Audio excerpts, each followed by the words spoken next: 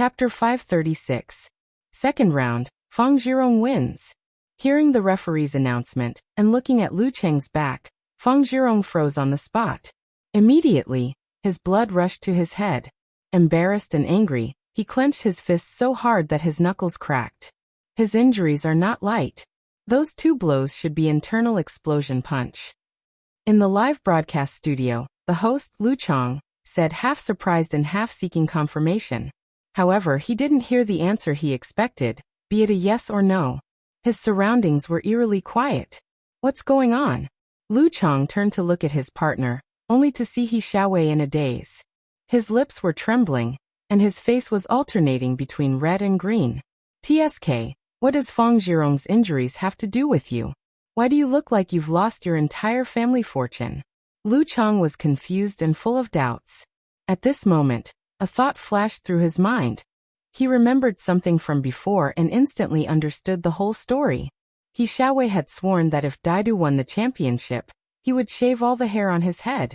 After taking 2 internal explosion punches from a weakened human, Fang Zhirong's injuries weren't something that could be healed in 3 to 5 days.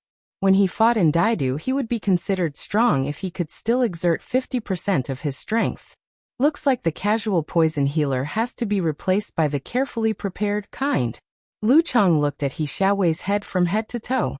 His lips were tightly pursed, and his cheeks and neck were trembling as he tried to hold back his laughter. Looks like I can probably look forward to it. What kind of scene will it be? I can't hold it in, ha ha ha ha. Returning to the seats, Lu Cheng saw that everyone was still in a daze. What's wrong? Although he didn't expect to win this match, he shouldn't have waited so long. Kai Zhongming's mouth twitched. Have you ever considered us? What's the situation? Lu Cheng was confused. If you say you lost, then you lost. Why are you laughing? Little Ming pointed at Fang Zhirong in the arena. Look at him. He's obviously holding back his anger. He'll definitely vent it on little Yangzi and me and torture us. Even if that guy is seriously injured and weakened in all aspects, he's still not someone a top 9th pin fighter can challenge. Lu Cheng came to a realization. He solemnly extended his hand and patted Talker's shoulder. Don't worry, there's a referee. Kai Zhongming was so angry that he laughed. You might as well not have said anything. It made one's calves tremble even more. At this moment, Deng Yang put on an expression as if he was not afraid of death. He bumped fists with Lu Cheng and the others one by one and walked towards the ring with his head held high. After watching him walk a few steps forward, Lu Cheng took back his phone and shared his joy with Yanjika. Walking up the stone steps, Deng Yang stood in front of Fang Zhirong, who had just performed a force concentration to reduce the effects of his internal injuries. He saw his enemy's gloomy face and furious black eyes. He couldn't help but shudder. It was as if a venomous snake was staring at his throat, and a sniper rifle was aiming at his temple. Was this the aura suppression of a professional 6th pin in the dance stage? Deng Yang tried his best to soothe his qi and blood, causing his skin to glow with a faint jade glow. Shizhou Island, quenching jade tactics. The referee did not give Fang Zhirong any more chances to calm down. He raised his right hand and swung it down. Begin. Fang Zhirong did not wipe the blood from his mouth and nose. He bent his back and slithered forward, strangely but quickly closing in on Deng Yang. Deng Yang was at a disadvantage in terms of body movement. He dodged a few times but still couldn't get rid of him. The distance between them was getting closer and closer. At this moment, Fang Zhirong withdrew his qi and blood and held it in his lower abdomen. Then it exploded and rushed out, expanding his legs. Crack. A spider web appeared under his feet. He pounced and closed in on Deng Yang, punching with his right fist. Deng Yang took a deep breath and expanded his temples. He raised his arms and made the most conservative parry. Suddenly, 2 muscles on Fang Zhirong's back bulged like butterflies. He pulled his spine to the side and changed his direction. He dodged to the side of his opponent in 1 step. Bam! He stretched out his left palm and opened his 5 fingers. They were shining with a dark light, like terrifying poisonous fangs. Deng Yang was used to this move and had lost his balance. Seeing that it was impossible to dodge, his face turned pale. He clenched his teeth, bulged his biceps, tightened his sleeves, and took the initiative to swing diagonally. Rip. His sleeve split open, revealing his jade-like skin held by Feng Zhirong's 5 fingers. Ding Yang's expression turned ferocious before he felt weak and out of breath. A jade-like glow appeared on his face. He exerted strength in his legs, lowered his shoulders, and leaned fiercely to the side. Bam! Feng Zhirong's qi and blood were still rolling. His body's reaction was delayed. He only had time to raise his right arm and block in front of his body. Ding Yang, who was counterattacking, hit him head-on. Feng Zhirong's arm trembled as he firmly resisted the blow. Feng Zhirong's qi and blood stagnated, and his internal injuries almost exploded. In the live broadcast room, he Xiaowei swayed as if the Iron Mountain lean had actually hit him. Ding Yang's dark poison force was activated. His strength disappeared and he had difficulty breathing. He could only lower his head and gasp for air. The difference in their realms was too great, so the effect was naturally amazing. Feng Zhirong's face turned red then green. He blocked with his right arm and his left fist was about to hit his opponent's lower abdomen. At this moment, a hand reached out and blocked his attack. The referee raised his other hand and exhaled. Round 3, Feng Zhirong wins. Phew. Feng Zhirong exhaled. He retracted his fist and stood up straight, unable to vent his anger. Ding Yang gasped for breath and finally recovered. After cupping his hands and bowing, he walked out of the arena with light footsteps. He had only taken a few steps when Wang Dali and the others came up to support him. Go to the emergency room and get some oxygen? Lu Qing suggested. Yeah. Ding Yang nodded slightly. He panted and smiled bitterly. I tried my best. Well done. Lu Qing praised from the bottom of his heart and extended his fist. Ding Yang raised his hand weakly and bumped it with Lu Cheng's. The ceremony was completed, and he was sent to the emergency room. Kai Zongming, who was beside him, gasped and looked at Lu Qing. Can I forfeit? What do you think? Lu Qing looked at him amused. I think you can. Kai Zongming didn't want to lose with words. He gritted his teeth and said with a twisted expression. Do you think I'm scared? What's there to be scared of? There's a referee anyway. He took a valiant and spirited stride forward, approaching the stone steps with an imposing manner. Just as he was about to ascend the arena, he calmed down his expression, hiding a smile, and was calm and composed. Yes, I'm in the live broadcast area. I can't show my unhandsome side. Kai Zongming trembled when he came to the center of the arena, and was stared at by Feng Zhirong. He hurriedly calmed his mind and comforted himself by muttering to himself, just a dead man, just a dead man. Feng Zhirong vaguely heard what he said. The veins on his forehead bulged and he almost couldn't stabilize his injury. The referee was almost amused. He shook his head and raised his hand. Begin. Crack. Feng Zhirong made a forced concentration right at the start of the match. He pushed off the arena with both feet and lunged at Kai Zongming at lightning speed. His vision blurred and his enemy was already close. Kai Zongming tensed up and followed his plan. He braced his feet and raised his arms to block. His 2 hands grabbed each other's cuffs in a weird posture. Bam! Feng Zhirong opened his 5 fingers and was about to grab his enemy's forearm. At this moment, 2 tearing sounds were heard. Kai Zongming tore off his sleeves and used the fabric of his clothes as a flag. He expanded his airflow and wrapped it around Feng Zhirong's palm. He countered with softness. Then he flicked his elbow and threw his forearm at his opponent's face. He was ready to launch a second attack with his knuckles. Feng Zhirong's face darkened. He pulled his shoulder and lifted his other arm, staining the edge of his palm with a touch of green. Bam! He flipped his palm and hit his enemy's bare arm. In an instant, Kai Zongming felt the pain of thousands of arrows piercing his heart, knives scraping his bones, and needles stabbing his fingers. He instinctively hugged his arm and screamed. Cold sweat beaded on his forehead. His face was pale, and he looked like he was about to faint. The 27th move of the Plague Sect, Scorpion Tail Needle. This was a unique skill that magnified pain. Feng Zhirong took the opportunity to raise his waist and knee forward. The referee raised his leg in time and blocked the attack. He raised his right hand and announced, Round 4, Feng Zhirong wins. Final result, Shanbei University Martial Arts Club wins. Feng Zhirong took a deep breath and calmed down a little. He raised his hands and applauded to the audience who had supported him. Kai Zhongming was in a daze. He walked down the arena in a daze. Every step he took seemed to be extremely painful and drained of all his strength. When Lu Cheng and Wang Dali supported him, he recovered and felt the pain begin to subside. He spoke for the first time. F***CK. It F***King hurts. I'm relieved that you're alive and kicking. Lu Cheng chuckled and asked casually. How did you feel just now? Feel? I'm F***King doubting my life. Little Ming replied with a rich expression. The first round of the semi-finals was over. Songqing University was eliminated. Shanbei University advanced to the finals for the fourth time in 4 years. Lu Cheng and the others were mentally prepared for failure. They weren't too sad, but they felt a little disappointed and had mixed feelings. After watching Renli show her invincible power and lead the Capital College Martial Arts Club to the finals, Songqing University's group took the bus back to the hotel. As soon as they entered the lobby, Lu Cheng saw a middle-aged man in a suit walking towards them with a smile on his face. He wore gold-rimmed glasses and had an elegant temperament. He introduced himself. I'm the representative of the Longhu Club. Chapter 537. I'm the representative of Longhu Club.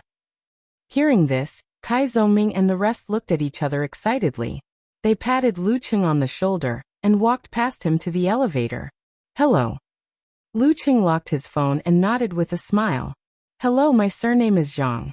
Today, I'm mainly here to discuss the general conditions and our arrangements for the future. If you feel that there are no problems, we will draft a contract and send it to you in a few days. Mr. Zhang pointed to the cafe next to the lobby. Let's sit and talk. Sure. Lu Cheng didn't refuse. After ordering a drink, Mr. Zhang crossed his fingers and placed them in front of his chest. He smiled and said, judging from your reaction, you really won't be returning to Wuxia Club. I'm relieved. Longhu Club's initial plan is to offer you a 5-year contract with a yearly salary of 10 million. 10 million? Lu Cheng was surprised. According to the information published online, a veteran 4th Pin Mighty One's annual salary was only 6 to 7 million. The difference wasn't big for foreign grandmasters of martial arts of the same level.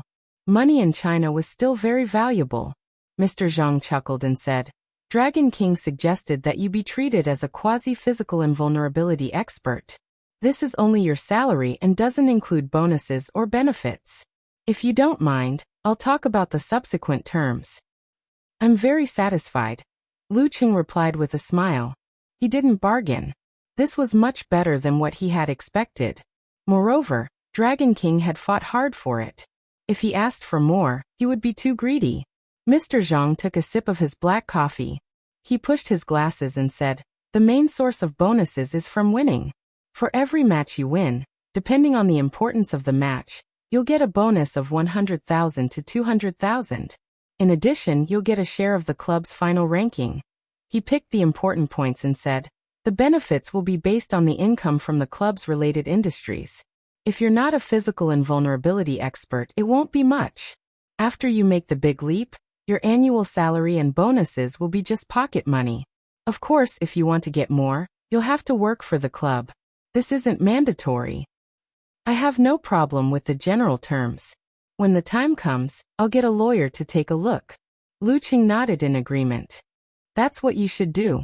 Mr. Zhang smiled and talked about other agreements. When he reached a preliminary agreement with Lu Cheng, he moved on to the next arrangement. Is it okay to report before July? No. Lu Cheng shook his head. With your current realm and strength, it would be very difficult for you to participate in the top professional competitions. It's also quite risky. We'll give you some time to digest the Dan stage unique skill of the Fire Sect. We'll register you for the preliminaries of the Battle of the Kings in mid-August. After that, we'll make similar arrangements. We'll strive to let you have a high-level battle every week. Next year, in February or March, if you agree, I will let you experience it for yourself in a second or third-tier professional team that you have a good relationship with. If there is a serious injury, the club will take care of the first 3 months. After that, the insurance company will take care of the rest. You can rest assured. In short, the goal is for you to make the great leap and achieve physical invulnerability within 3 years. By the way, I forgot to mention that we have the priority to renew the contract. We can also buy out the contract. Mr. Zhang emphasized his words with his hand gestures to show his confidence in Lu Cheng. The 4-tier professional competitions in China started at the end of February, or the beginning of March, and ended at the end of December, or the beginning of January every year. The central government would have 2 long breaks, as well as a gap to make way for the 5 major title competitions. Among the 5 major title competitions, the Battle of the Kings would be held from mid-August to early September every year. In the first 2 weeks of December, there would be an elimination battle to determine the challenger of the previous king. In March or April of the following year, the winner of 2 out of 3 rounds would be the new king. The title competitions of the Warrior Sage, Supreme Class, Master, and Kirin had similar arrangements. They would take advantage of the gaps in the professional competitions. The only difference was that each competition format was slightly different. For example, the top 3 of the Supreme Class would be eliminated in an elimination battle. They would form a 4-man round-robin with the previous champion. They would face off against each other once, and the one with the best record would win the title. If there was a tie, there would be a tiebreaker. After Lu Cheng asked for a few details and expressed his opinion, the preliminary discussion ended happily. Mr. Zhang drank the last mouthful of black coffee and extended his hand with a smile. Then I'll go back and draft the contract. Congratulations on joining the Longhu Club. We're on the same side from now on. Lu Cheng extended his hand and shook the other party's hand. Goodbye. Rest early. Mr. Zhang waved his hand and left with a face full of joy. Watching his back disappear at the entrance of the cafe, Lu Cheng sat down again. Looking at the dimly lit environment, listening to the gentle and melodious music, he drank a mouthful of slightly sour lemon water to quench his thirst. He suddenly realized that a journey in his life had come to an end, and a new adventure was about to begin. He had always known that he would leave school after the national championship and enter society after his 3rd-year exams. However, knowing clearly and feeling clearly were 2 completely different concepts. Now that things had come to a head, the footsteps of the future were stepping on his heart one step at a time. It was anticipation, hope, sadness, and melancholy. I'm leaving the martial arts club and the relatively simple school. What will the adult world, the world of professional martial arts, be like? After July, I won't be able to travel to and from America as frequently as I did this year, let alone stay for 10 days to half a month. I might only be able to go once every 2 or 3 months. And I can only stay for 3 to 5 days each time. Brother-in-law was right when he said that the frivolous days of youth would end as soon as he matured. The melody of the music entered his ears. Wearing a black t-shirt, Lu Cheng sat there with a cup in his hand. He didn't move for a long time, as if he had become a shadow in the dim light. 2 days later, he watched the final match between Shanbei and Capital. Renli used the Kongtong Swordsmanship, which was based on the unique skills of the Wind Sect, supplemented by Hidden Scent, and narrowly defeated Peng Liyun, who had gone through a fierce battle and was not in his best condition. Feng Zhirong, who had not recovered from his internal injuries and was ravaged by Renli, finally lost to Jiang Kongchan. Of course, Lu Cheng didn't let Jiang Kongchan off easily. The influence of the dark poison force had greatly reduced Jiang Kongchan's strength, so he couldn't win by himself. In the end, Jiang Jingfeng, who didn't show his strength, defeated Bernhard, drawing a perfect end to the hard work of the Capital Academy in the past few years. After this year, Peng Liyun, Renli, Jiang Jingfeng, Xing Jingjing, and Piao Yuan all graduated. Lu Cheng, Li Xiaoyuan, and Feng Zhirong entered professional competitions in advance. The University Martial Arts Circle fell back to the level it was 2 years ago. It was foreseeable that there would be no such glorious and brilliant situation in the future. He Xiaowei, who was bald, commented, "The golden age of the University Martial Arts Circle has come to an end. P.S. I think it's better to put the following content in a chapter, so this chapter has fewer words. Well, this is the last chapter of the 3rd book. Chapter 538. At the end of June, there were fewer and fewer students in the campus of Songqing University. In the season of summer, when the fruits on the branches were full, there was a sense of desolation in the air. Dormitory 302, Unit 2, Building 7. Lu Qing opened the closet and looked at some t-shirts, pants, and shirts in a mess. He was a little confused. These were the leftovers from Coach Yan's long-distance selection. At his feet, the 28-inch suitcase was full.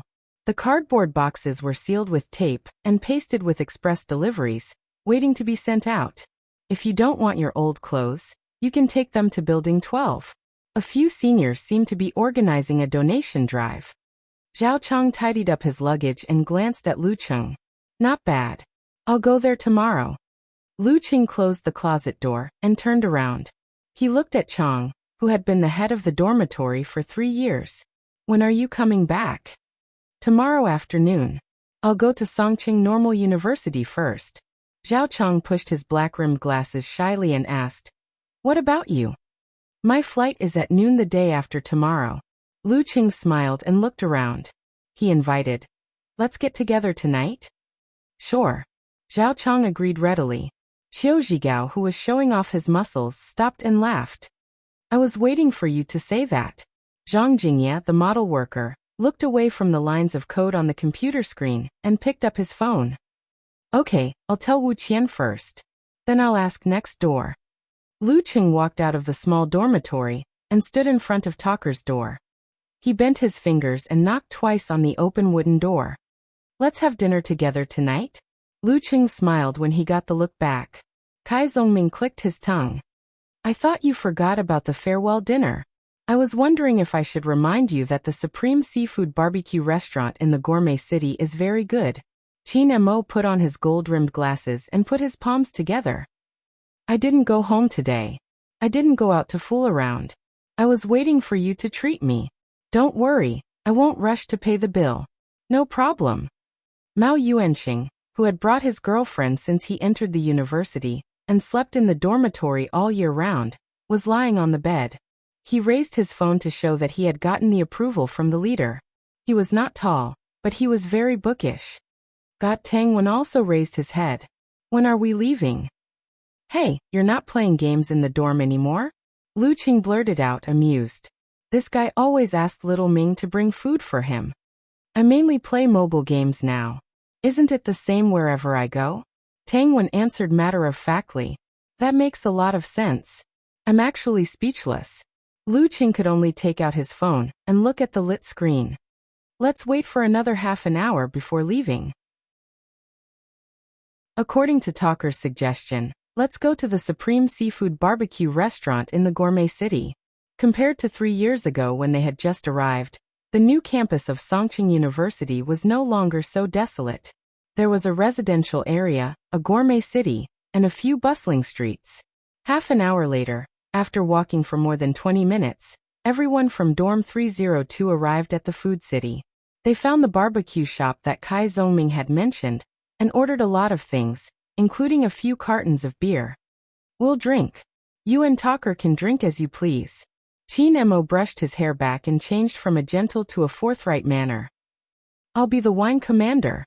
You look like you're used to hanging out in nightclubs. Kai Zongming didn't hold back.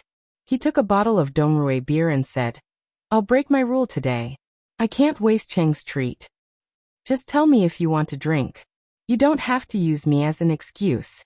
Lu Qing poured himself a cup of buckwheat tea, stood up, looked around and said with some emotion, I won't say anything about being on the same boat for 100 years. Anyway, it's a rare fate for all of us to be in the same dorm and spend time together for 3 years. I'll probably come back once or twice in my senior year for my dissertation and graduation. Let me use this tea as a substitute for wine to toast to all of you, to the past 3 years, and to the tale of youth that has passed away. You're getting better at talking, aren't you? Kai Zongming stood up with a cup full of beer and teased him. Isn't that obvious? I've been thinking about this for days. I've even revised the draft several times. Lu Qing said self-deprecatingly as he clinked glasses with Zhao Chang and the others. To our university life, he shouted in a low voice with mixed feelings. He raised the cup and gulped down the tea. Kai Zongming didn't interrupt and finished the beer in his cup with Qin Mo and the others. After sitting down again, Lu Qing peeled off the shell and ate a palm-sized grilled mantis prawn. He refilled his cup and looked at Zhao Chang opposite him. Chang, your postgraduate recommendation should be confirmed, right? Not yet. I'll have to wait until next semester. Zhao Chang looked smug. But I'm one of the top few. Chang, if you come back to Songqing in the next 3 or 4 years, feel free to look for me. I should be here. He picked up the beer bottle and filled his cup. He sighed and laughed. I think I can post a post with the title, My Amazing Roommate. When he entered school, he was neither tall nor strong and loved to sleep. In the end, he became an inhuman mighty one, and a heavenly son of the era. Here, let's toast to you. Humans really have to consider the course of history and fate. After finishing his cup, Lu Cheng smiled and asked Zhang Jingye, model worker, the on-campus enrollment is coming in the second half of the year. You don't seem to be taking the postgraduate entrance exam. What are your plans? Plans? I plan to stay in Songqing. You know, I'm from the Northwest. We study software. We have to stay in Beijing, Huahai, Huaqing, Moshang, Gaofen, and Songqing to develop. I've thought about it. It'll be tough at the beginning. It doesn't matter if I work overtime as long as I can learn something. Zhang Jingye had thought about his future and answered sincerely. Cheng, remember to look for me when you come back to Songqing. At this moment, Qinmo laughed involuntarily. Model worker, I suddenly thought of a joke. In our line of work, the third-rate people write the code, the second-rate people do the architecture, and the first-rate people, the first-rate people do the PowerPoint. Everyone burst into laughter. When they calmed down, Kai Zhongming went straight to the point and asked, Model worker, be honest. Is Wuxia a local of Songqing? No, but she wants to stay in Songqing. Zhang Jingye answered, a little embarrassed. That's even more worth a toast. Lu Qing laughed and picked up his cup. They all love their wives. Watching them gulp down their beer, Qiu Zhigao took the initiative to say, I don't want to take the postgraduate entrance exam either. I plan to leave as soon as I get a good job, even a big city is fine. After saying a few words, he looked at Lu Cheng and sighed. I'm a little regretful. If I had joined the special training with you in the first year, maybe everything would be different. Now he was neither high nor low. We're still young. As long as we have the heart and are willing to work hard, things will get better sooner or later. Lu Qing raised his cup and comforted him. Old Qiu didn't say more and finished the beer in his cup. In the first few years of college, some people were high-spirited, while others were depressed. Lu Qing turned to look at Tang Wen. He didn't want to expose other people's scars. He smiled and said, God, the esports game industry is so popular now. When you make a lot of money in the future, don't forget us. Tang Wen raised his cup and said shyly, let's talk about it after I pass the final exam and get enough credits. Otherwise you won't see me again. My dad will beat me to death. They clinked their cups and teased each other. Lu Qing looked at Mao Yuanxing and said, when it comes to the time spent in the dormitory, I'm the last and you're the second last. Let's stop talking and have a toast. What do you think of Qin Mo? Mao Yuanxing asked wittily. After another burst of laughter, Qin Mo stood up and said, I admit it. I agree. Come on, the three of us who don't go home at night will drink a bottle. Cheng, you can do whatever you want. After drinking, Lu Qing glanced at Little Ming with a smile. Talker, we don't have to be so polite, right? Yes, you don't have to be so polite. Lend me your card, Kai Zhongming said with disdain. After a round of drinking, they shifted their focus to the barbecue and talked about the interesting things in the past 3 years.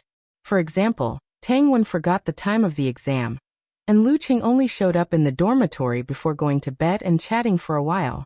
Once the conversation started, the past flew into their minds. A few of them were dead drunk. It wasn't clear if they were sending Lu Qing off or commemorating the 3 years of their youth that they had lost. Cheng, when you become a physical invulnerability expert, I will definitely tell the people around me that this is my roommate. This is my bro. I watched him become stronger step by step. Towards the end, old Qiu stuttered and mumbled. Then he was helped into the dormitory by Zhao Chang, whose face was flush with blood. The other drunkards were in high spirits and wanted to play a game online. The living room was deserted. Only Lu Qing and Kai Zhongming were standing there. Shall we go out for a walk and get some fresh air? Little Ming suggested. Sure. Lu Qing put his hands in his pockets and answered calmly. Kai Zhongming turned and walked into the dormitory. He took out 2 small bottles of Red Star Erguotu and said self-deprecatingly, "Today, let me indulge in some alcohol." After leaving the dormitory, they walked through the commercial street and came to the other end of the long bridge. The two went down to the lakeside and found a quiet place. Seeing the wooden bench, Lu Qing subconsciously wanted to wipe it clean before sitting down. However, he quickly realized that he didn't bring any paper towels with him. Sigh. He shook his head and smiled.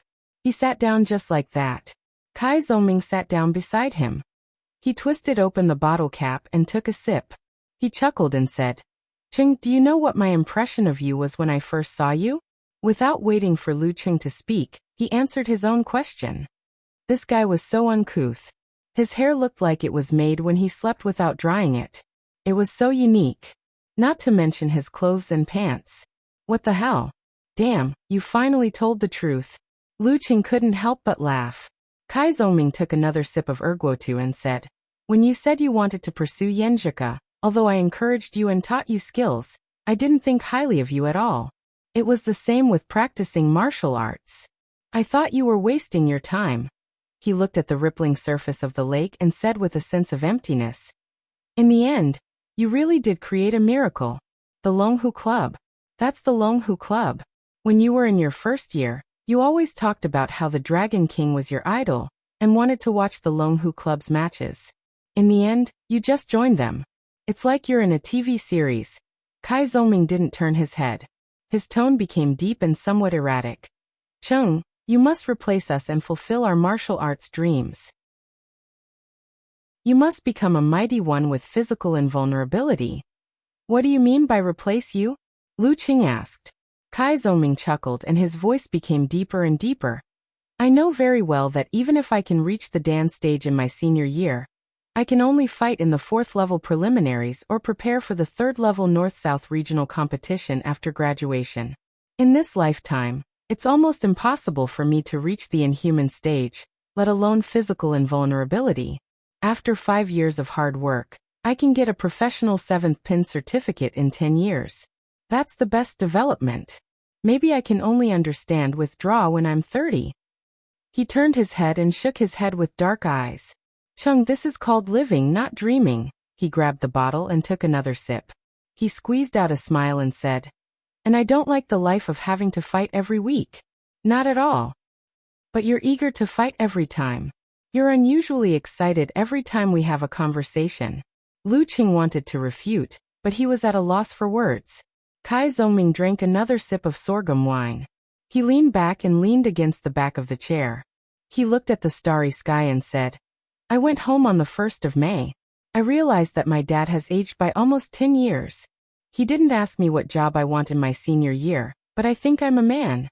Lu Qing was stunned at first but soon understood. An inexplicable and intense sadness welled up in him. Kai Zhongming turned his head and looked at him. He said with a cheeky smile, "This might be a good thing. Didn't you always say that you can understand withdraw after a while? I'll go home and rest for a few years. Maybe I'll be able to master some divine skills." At this moment, he saw the change in Lu Cheng's expression. He said in a hoarse voice, "Hey, why are you so jealous?" "I'm not jealous." "Why are you jealous?" "I'm not jealous." "Why are you jealous?" "I'm not King crying."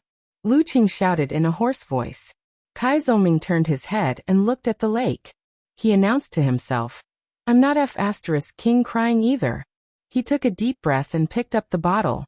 He looked at Lu Qing and said with sparkling eyes, "Qing, you have to go on well.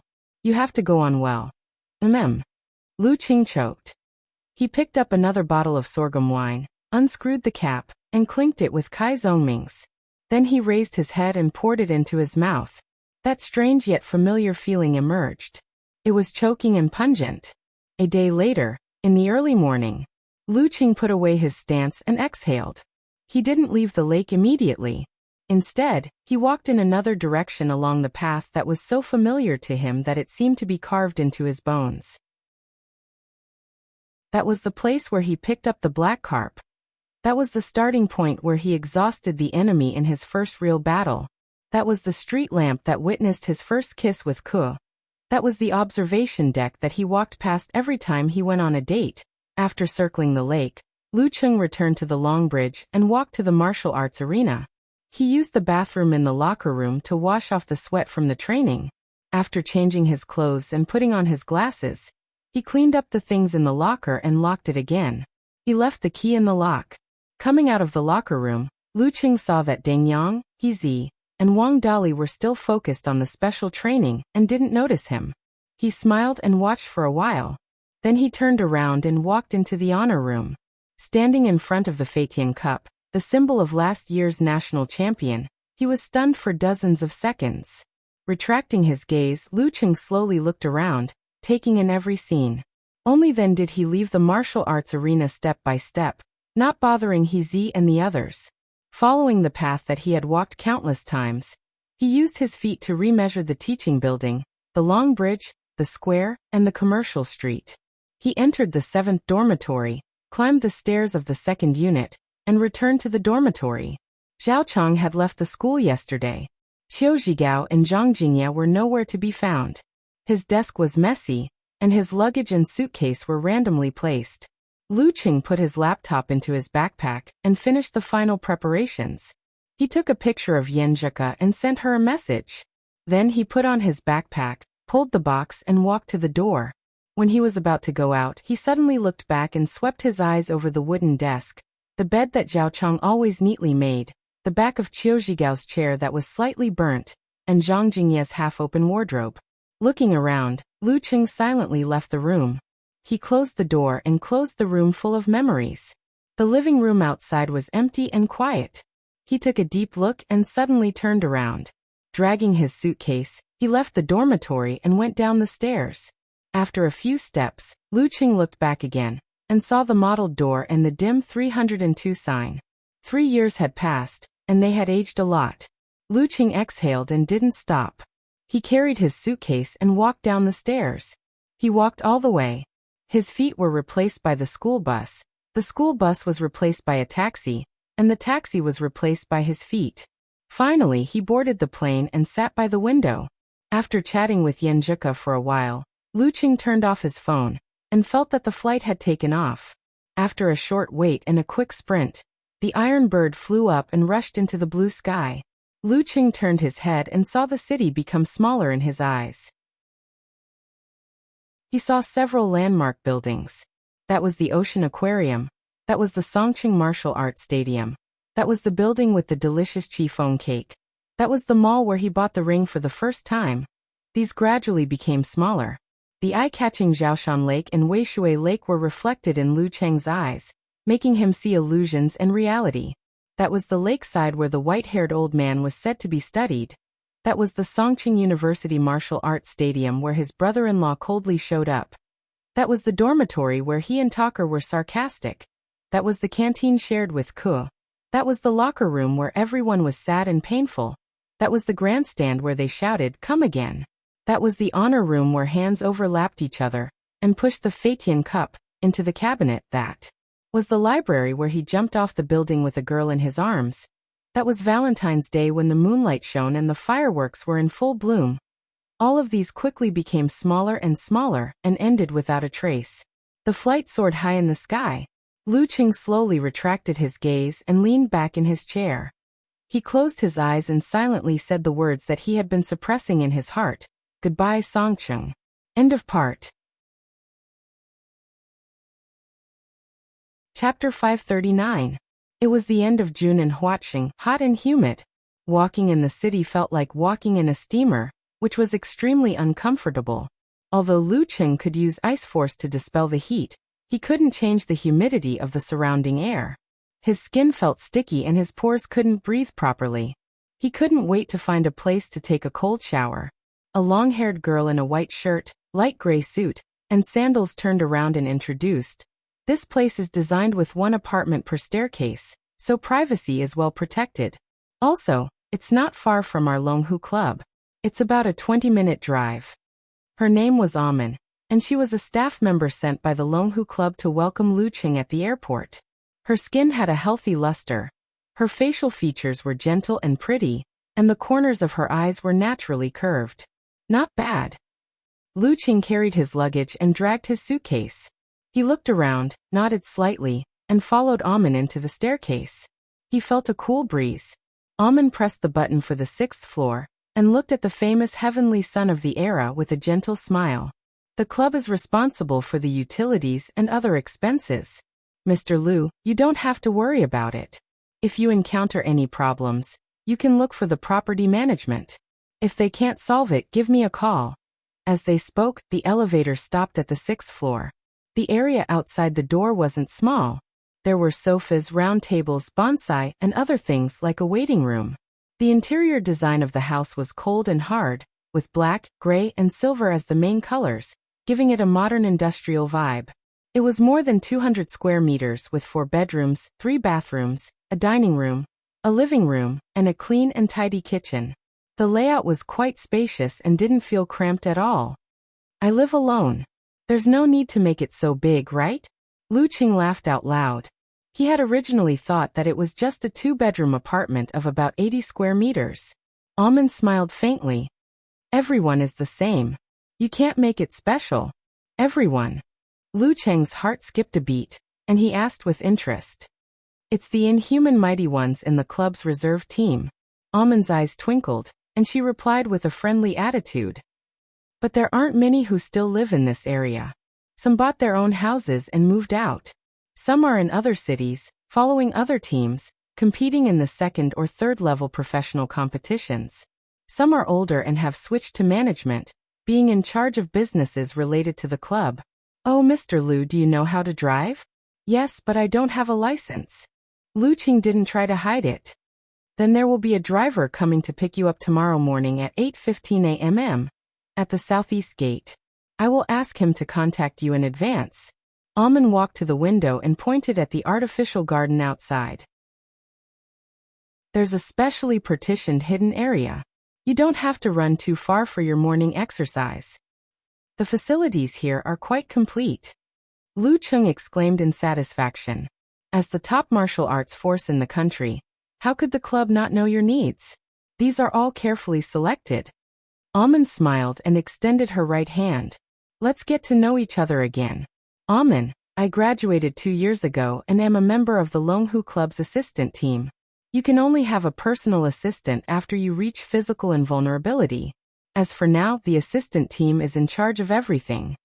Lu Qing politely reached out and shook her hand gently. In other words, I belong to the club's reserve team? That's right. Excluding you, there are currently 5 powerhouses in the reserve team. 2 of them live in the Sky Capital Garden. You'll be able to see them tomorrow morning. Amin answered honestly. 5 Inhumans? This doesn't include those who have gone to other teams for actual combat training, or those who are old, and have no hope of reaching physical invulnerability. The number of Inhumans in the Longhu Club is terrifying. No wonder the Ice God sect, Haishi sect, and others formed the Wuxia Club to barely contend with them. Lu Qing was speechless. Amin continued to introduce other situations until she received a message on her phone. She took a look and exclaimed softly, "It's so late. The train is about to stop. So is the bus. It's all that plane's fault for being delayed for so many hours." She looked up again and tried her best to smile naturally. "Mr. Lu, it's getting late. You should get some rest. If there's anything, you can ask me on WeChat or over the phone." All right. Lu Qing couldn't wait for her to leave. Amin left behind her keys, electronic card, and other items. She waved and walked towards the door. Just as she was about to open the door, she suddenly remembered something. She turned around and asked, "Mr. Lu, will we arrange for cleaning staff to come here regularly to clean and tidy up? How many days do you want them to come here? What's the schedule?" "Once every 2 days, even when I'm not around," Lu Qing said after some consideration. "Got it." Amin changed into her sandals and said goodbye with a smile. She closed the door. After exiting the elevator, her reserved footsteps gradually quickened. In the end, she was running like the wind. Finally, she caught the last train and found her seat. Amin heaved a long sigh of relief. Her whole body relaxed. However, After she bent down and massaged her aching calves, she suddenly felt a surge of sadness. During work, there were cars and the people she interacted with were all experts with extremely high incomes. It was as though she was living in the glamorous upper class. After work, she was no longer Assistant Amen.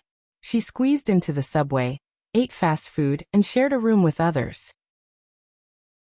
She lived in a small space with only a bed, a table, and a cupboard. The Longhu Club offered a decent salary for an ordinary assistant. However, in a big city, all she could do was survive and slowly earn money. When will this kind of life end? In a spacious room, Lu Cheng recorded the surroundings with his phone and made a live broadcast for his wife. "How is it? Not bad, right?" he asked with a little pride. On the other side of the screen, Yen Zhika, dressed in a white training suit, put down the milk. She pursed her lips and smiled. "The layout is okay. It's just that the decoration style is too cold. When you come over during winter break, we'll go look for a house. In the next 5 or 10 years, we'll most likely be living in Huacheng. The sooner we buy, the better.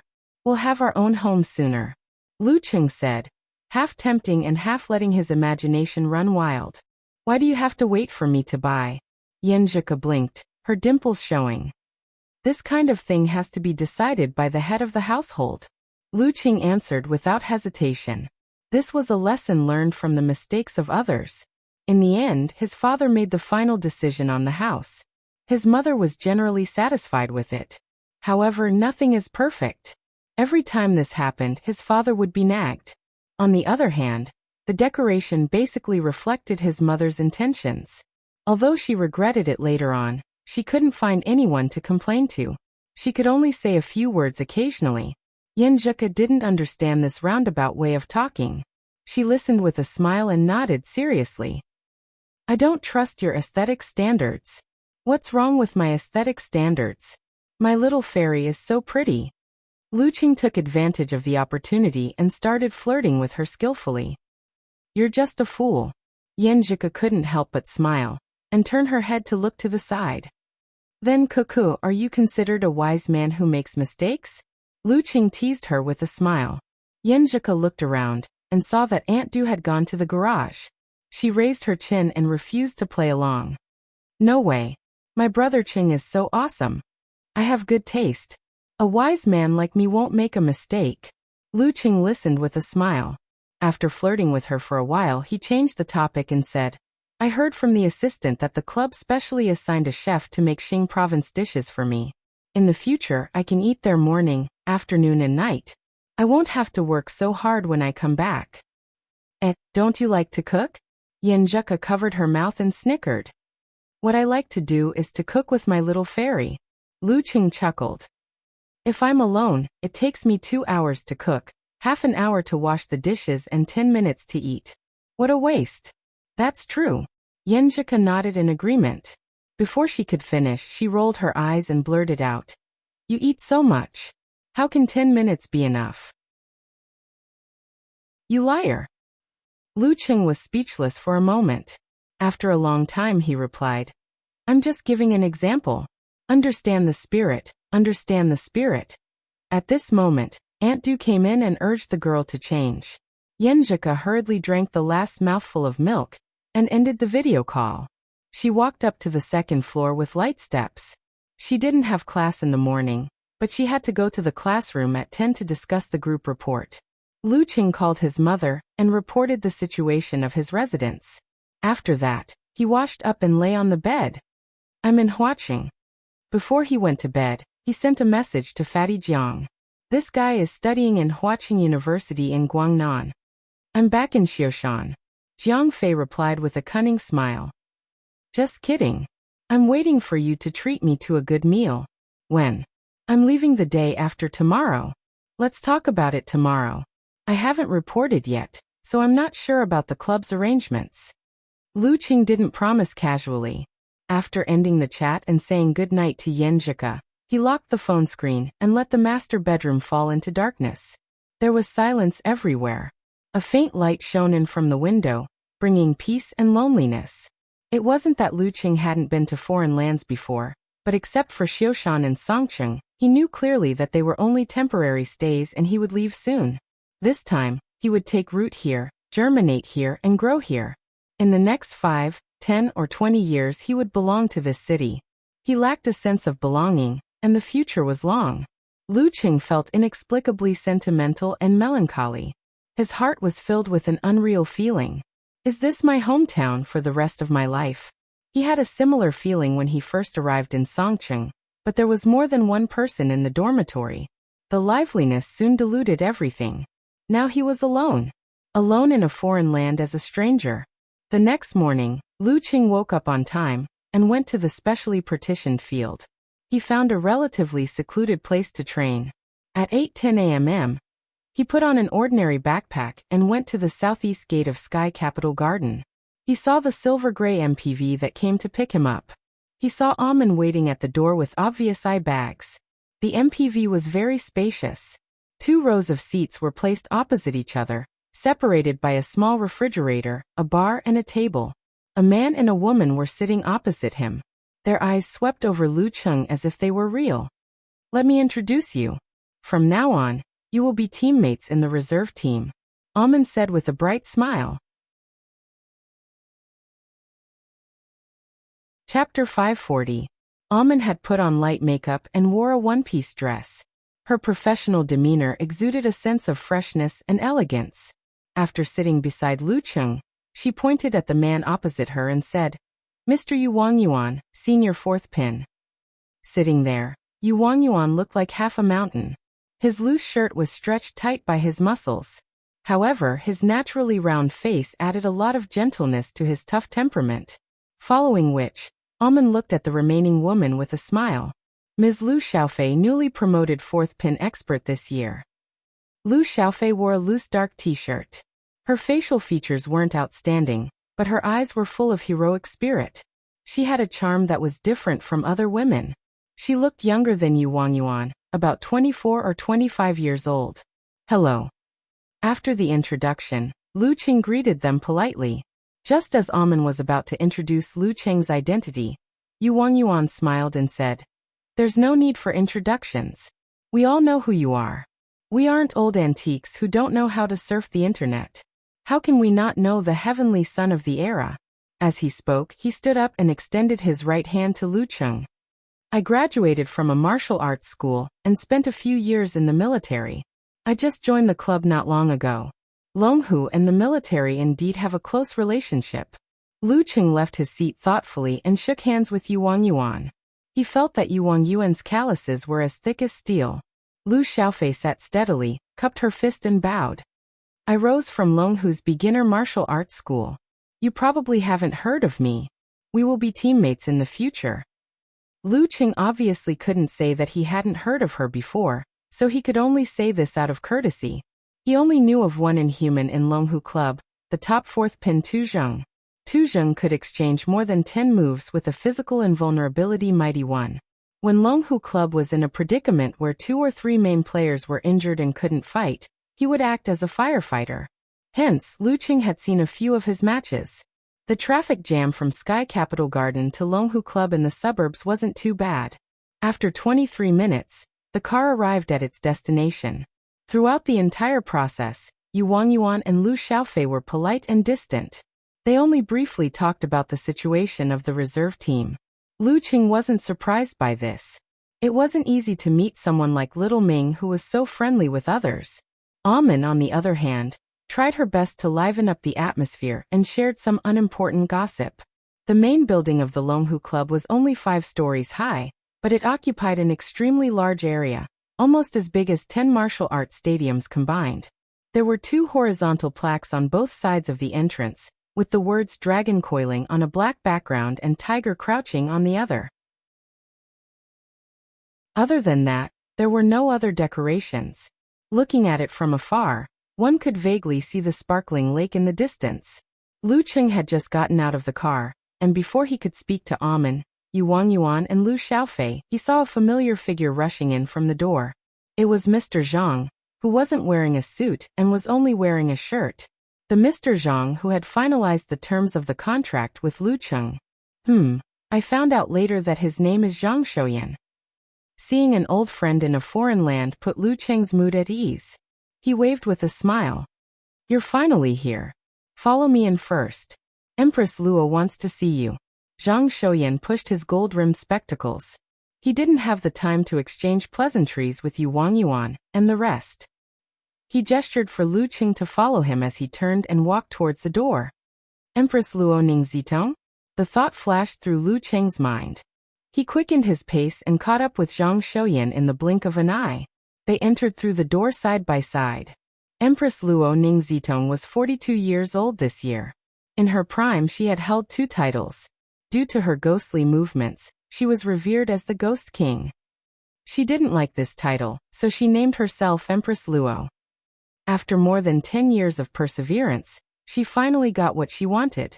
When people mentioned Ningzitong, the first thing they would think of was Empress Luo. She was the successor of the Longhu Club, the one who truly laid the foundation for this place to become one of the top forces. Even though she was still participating in professional competitions, she was already the de facto leader of the club, equivalent to the sect master of the Shangqing sect or the abbot of Daxing Temple.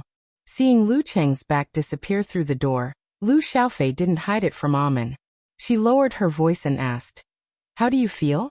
Yu Wangyuan pondered for a few seconds and said, "He seems easy to talk to and polite, but in reality, that's not necessarily the case. At such a young age, with such strength, which one of them isn't young and arrogant?" Lu Xiaofei muttered to herself. Tap, tap, tap. Zhang Xiuyan led Lu Qing forward and asked in a seemingly casual manner, "Do you have a specialized legal advisor?" "Yeah, my senior sister introduced him," Lu Qing answered calmly.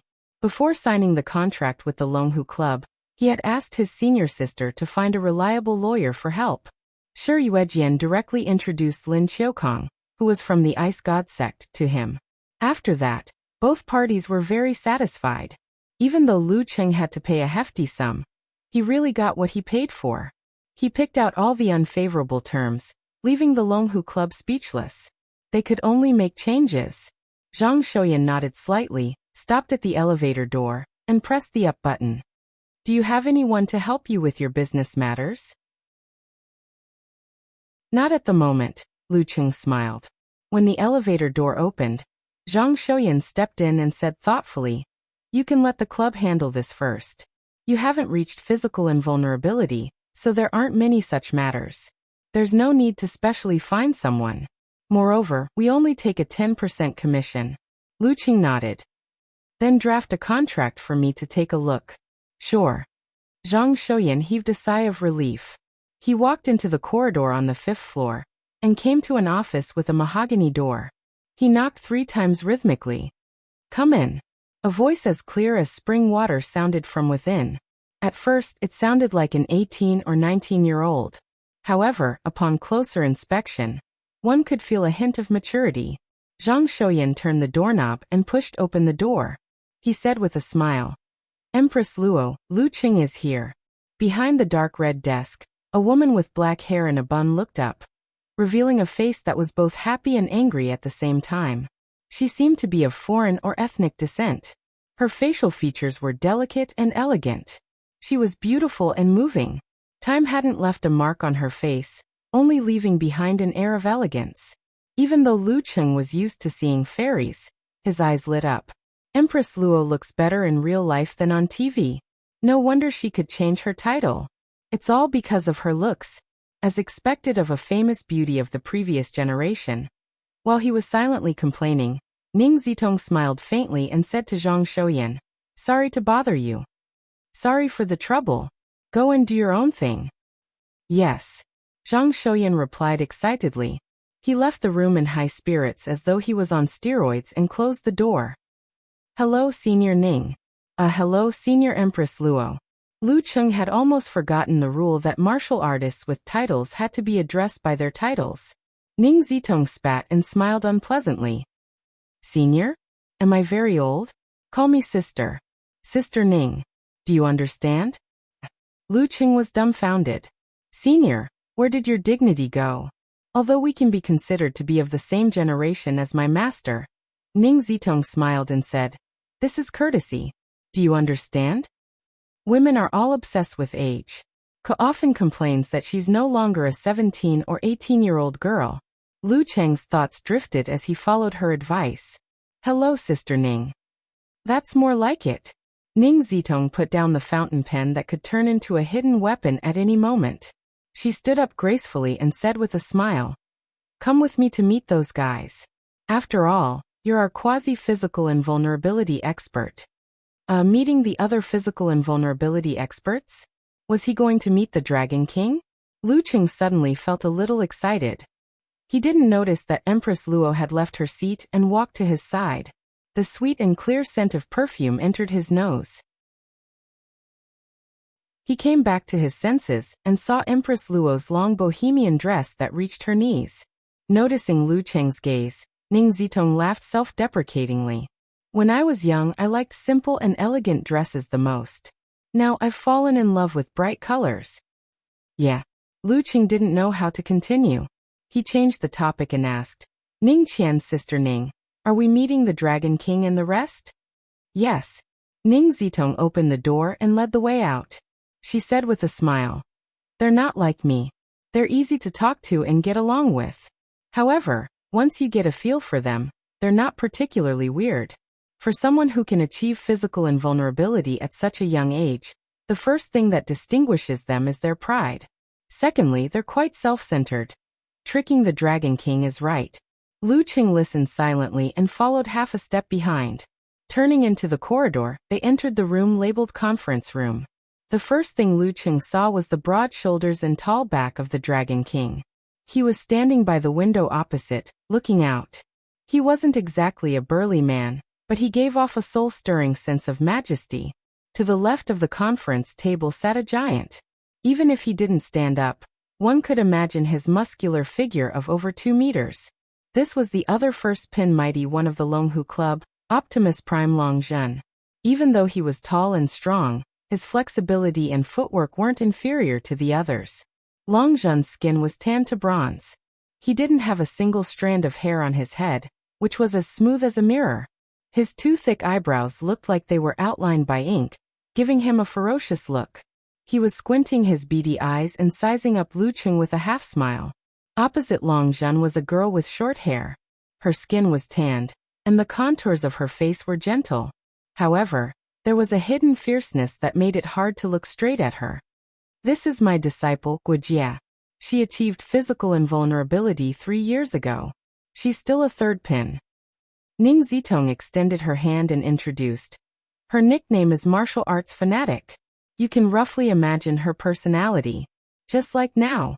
Even though she's gentle and quiet, I'm sure she's muttering in her heart that Master is so bored to meet Lu Cheng. If I have the time, I might as well go to the volcano laboratory and practice my physical invulnerability secret arts. Guojie seemed to have been exposed. She helplessly shouted in a low voice, Master! Ning Zitong smiled and stopped bullying her disciple. She pointed at Long Zhen and said, This fatty may look fierce, but other than his girly mouth, he's actually a very humorous and kind-hearted person. Of course, his ego is also ridiculously strong. He's always claimed that he's number 1, number 2, and number 3. He can't stand the Dragon King and challenges him every few days. Don't be surprised if you see him bruised and swollen, or being carried to the emergency room. Empress Luo, I don't like what you're saying. What do you mean my ego is ridiculously strong? Long Zhen opened his beady eyes and nagged. Lu Yan is our coach and member. He's from your master's generation. He's been practicing martial arts for more than 40 years, but he still hasn't matured and is extremely arrogant. He didn't come today, but he said that he'll meet him when Lu Cheng makes the great leap. The second half of Long Zhen's sentence was directed at Lu Cheng. Then he continued. I claim to be number 1 in heaven and number 2 in earth, while I'm number 3. However, Lu Yan has always said, I'm the only one apart from heaven. Look whose ego is stronger. Him. Lu Cheng almost burst out laughing. However, he's not the one with the strongest ego. The one with the strongest ego is the one behind him. Guess what? Long Zhen pointed at Dragon King Chen Qitao with his chin. He doesn't even care about God. He's the only one in the world. You don't have the will to rule. That's how you'll be for the rest of your life. A deep, magnetic voice sounded. Dragon King turned around. He was handsome, with sharp eyebrows, bright eyes, and a mature aura. Lu Cheng was agitated. He opened his mouth, but didn't know what to say. All right. There's a press conference later. Lu Cheng will be joining our Longhu Club. Other than me, there's another person to hold the fort. Who's going? Ning Zitong didn't raise her voice.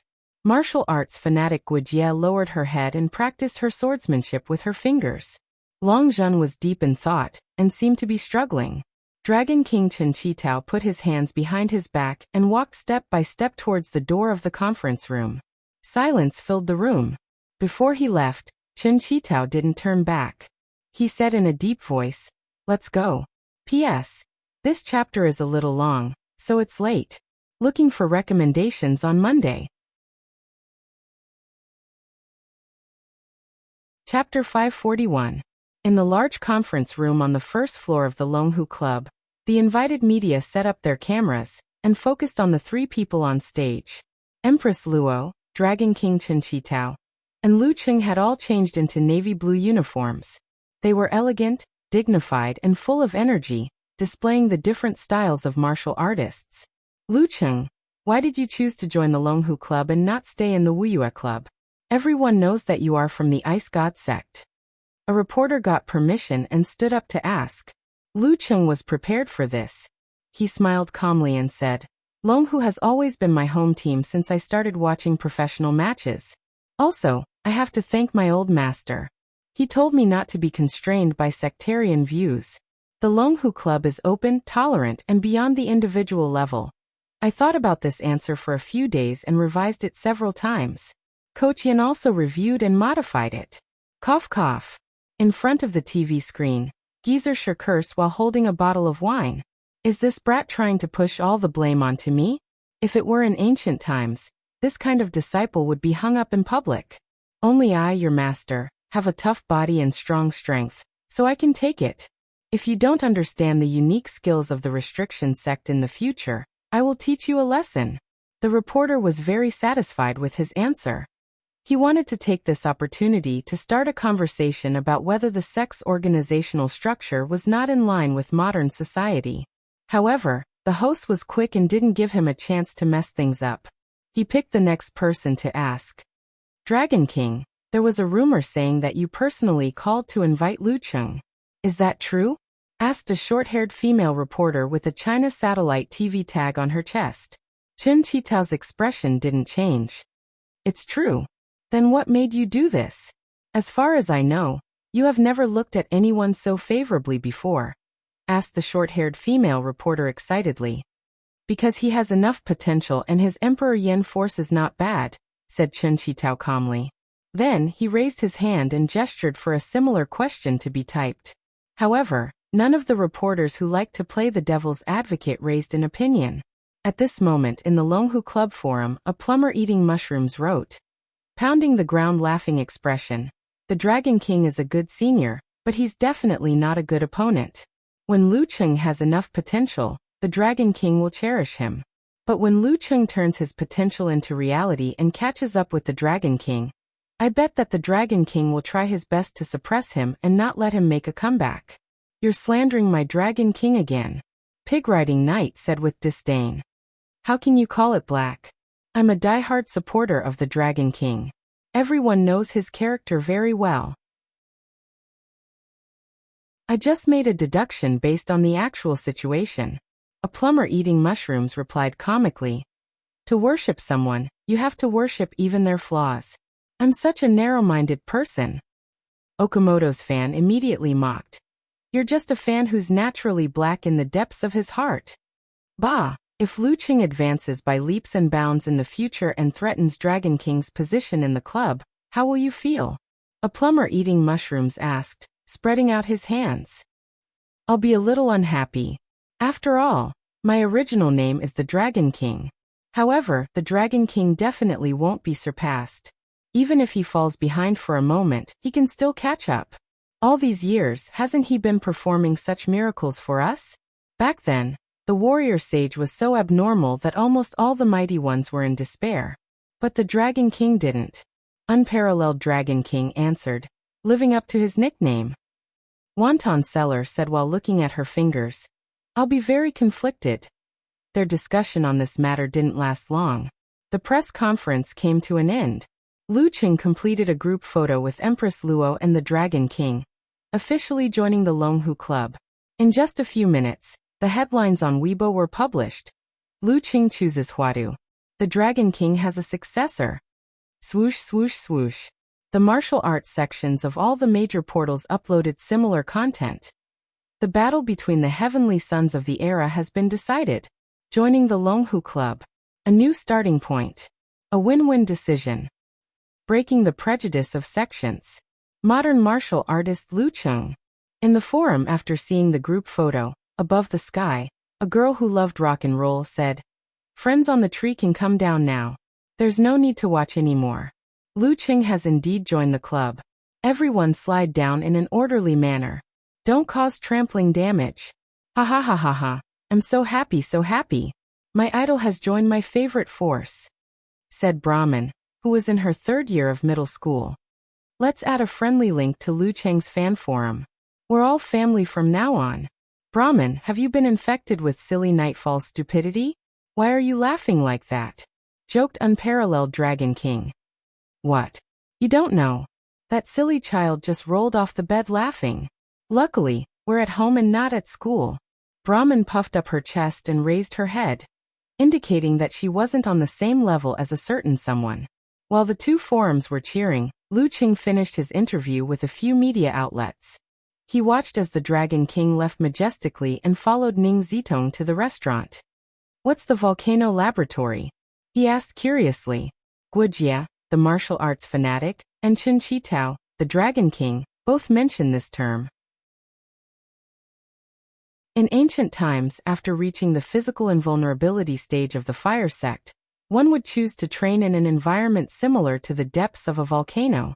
However, it was full of danger. Even a physical invulnerability mighty one wouldn't be able to withstand an accident.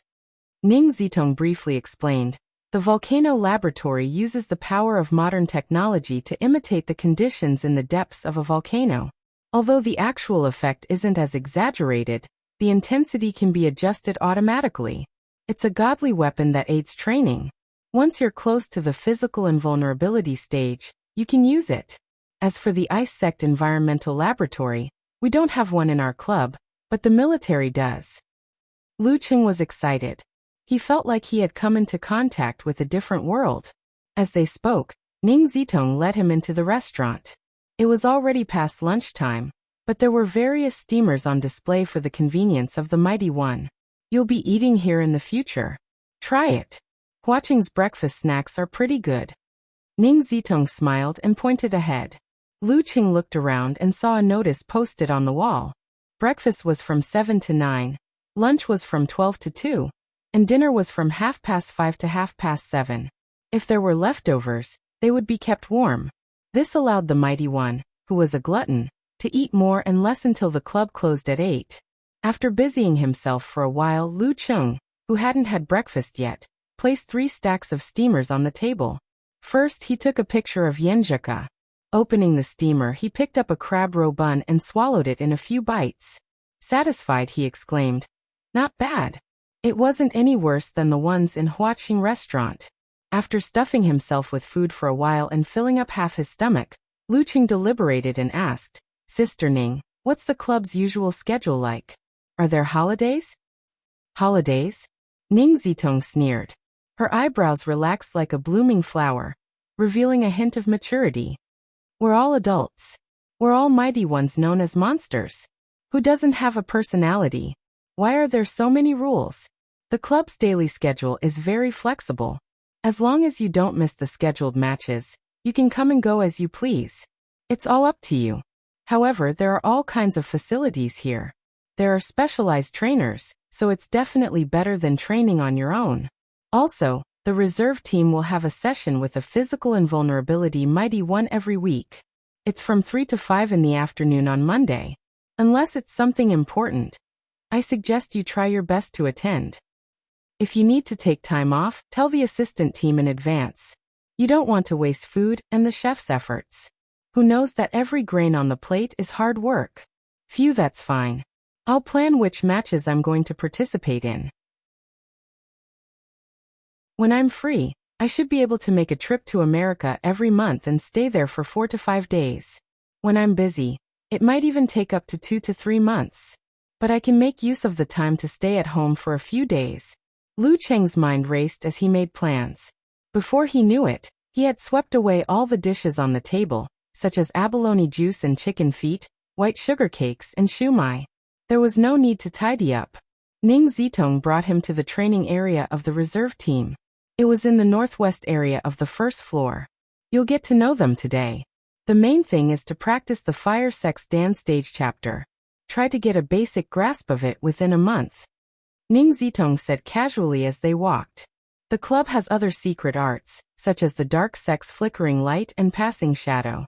I'm the best at that.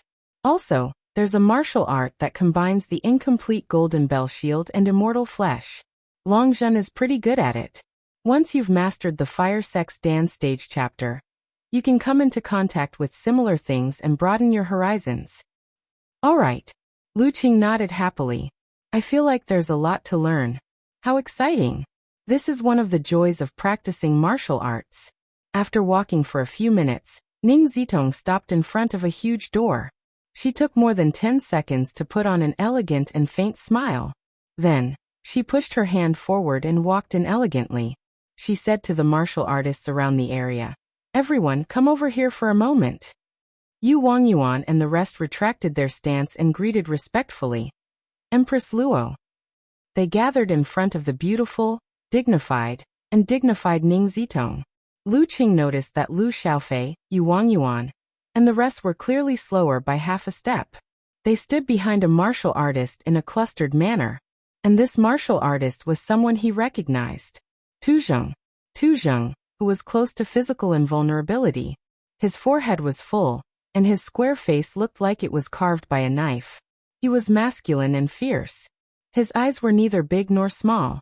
His pupils were dark and fiery. Ning Zitong smiled faintly and said to Tu Zheng and Lu Cheng, "I won't introduce the two of you. You should know each other, right?" "Yes." Tu Zheng laughed heartily. He looked at Lu Cheng and said, "I heard that you were coming, but I only confirmed it today. I was supposed to have a welcoming feast tonight to welcome you back. However, I didn't know when you were coming and was arranged to do something else. How about tomorrow night? Let's get together tomorrow night and get to know each other better. What do you think?" "Sure," Lu Qing replied with a smile. He wasn't an introvert, but he wasn't arrogant either. He knew how to get along well with the people around him so that he wouldn't be troubled by trivial matters. Chapter 542. As a physical invulnerability expert, Ning Zitong didn't stay for long.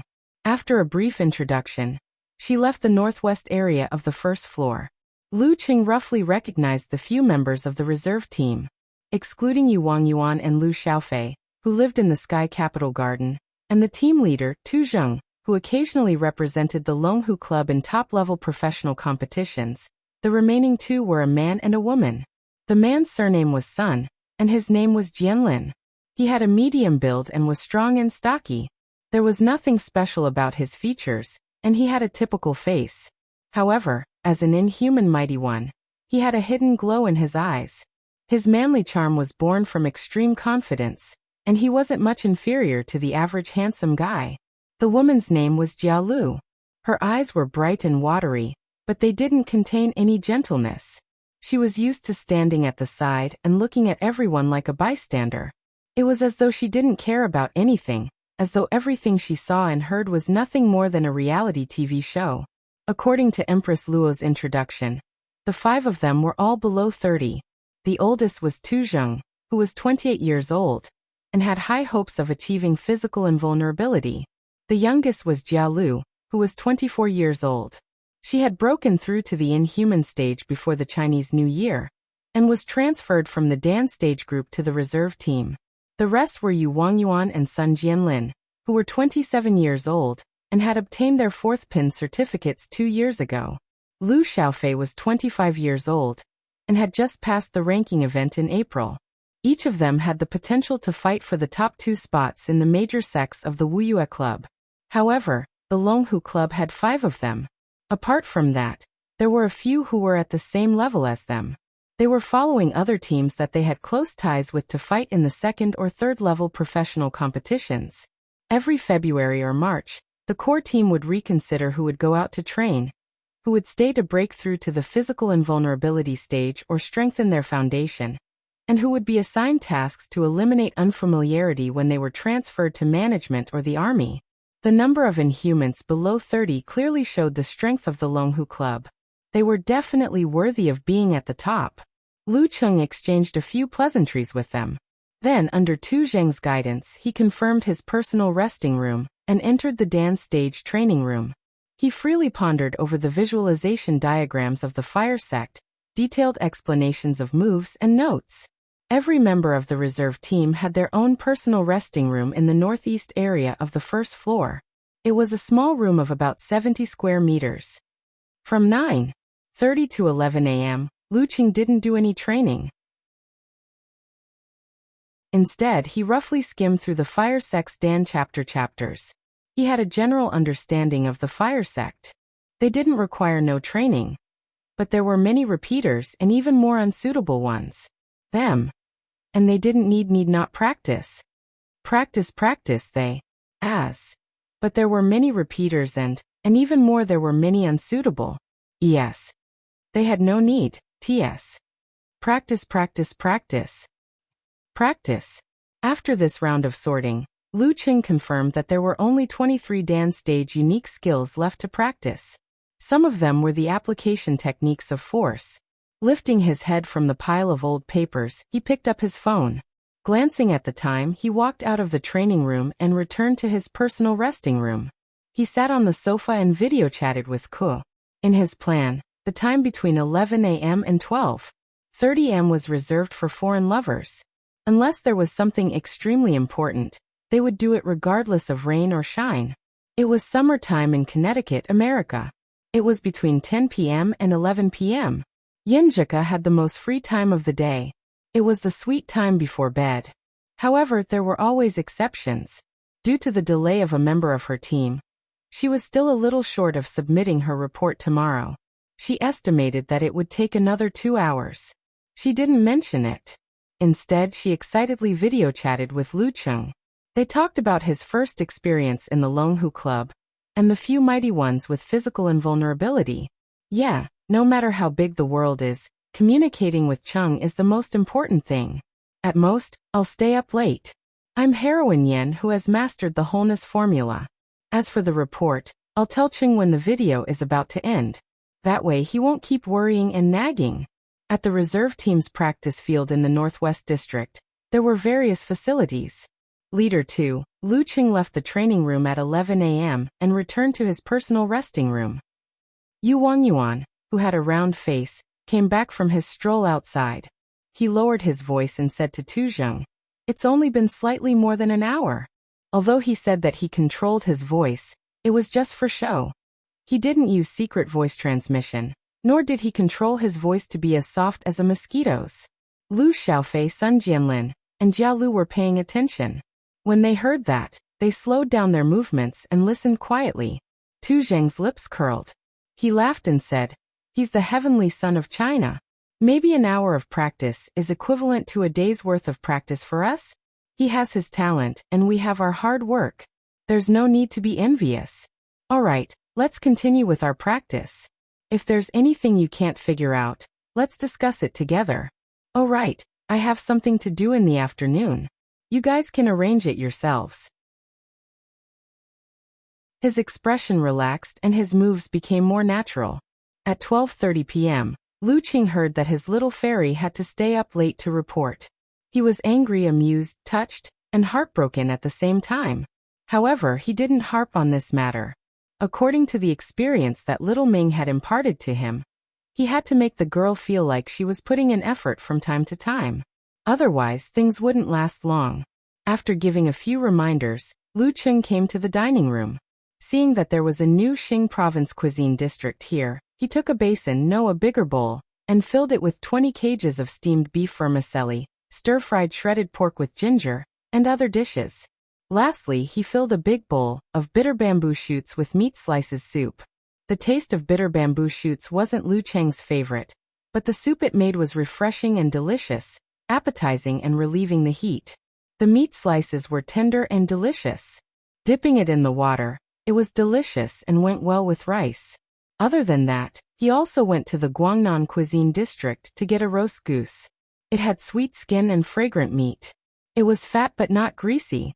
After eating and drinking to his heart's content, Lu Cheng took a bowl of mung bean sugar water and drank it leisurely to get rid of the taste of meat and vegetables in his mouth.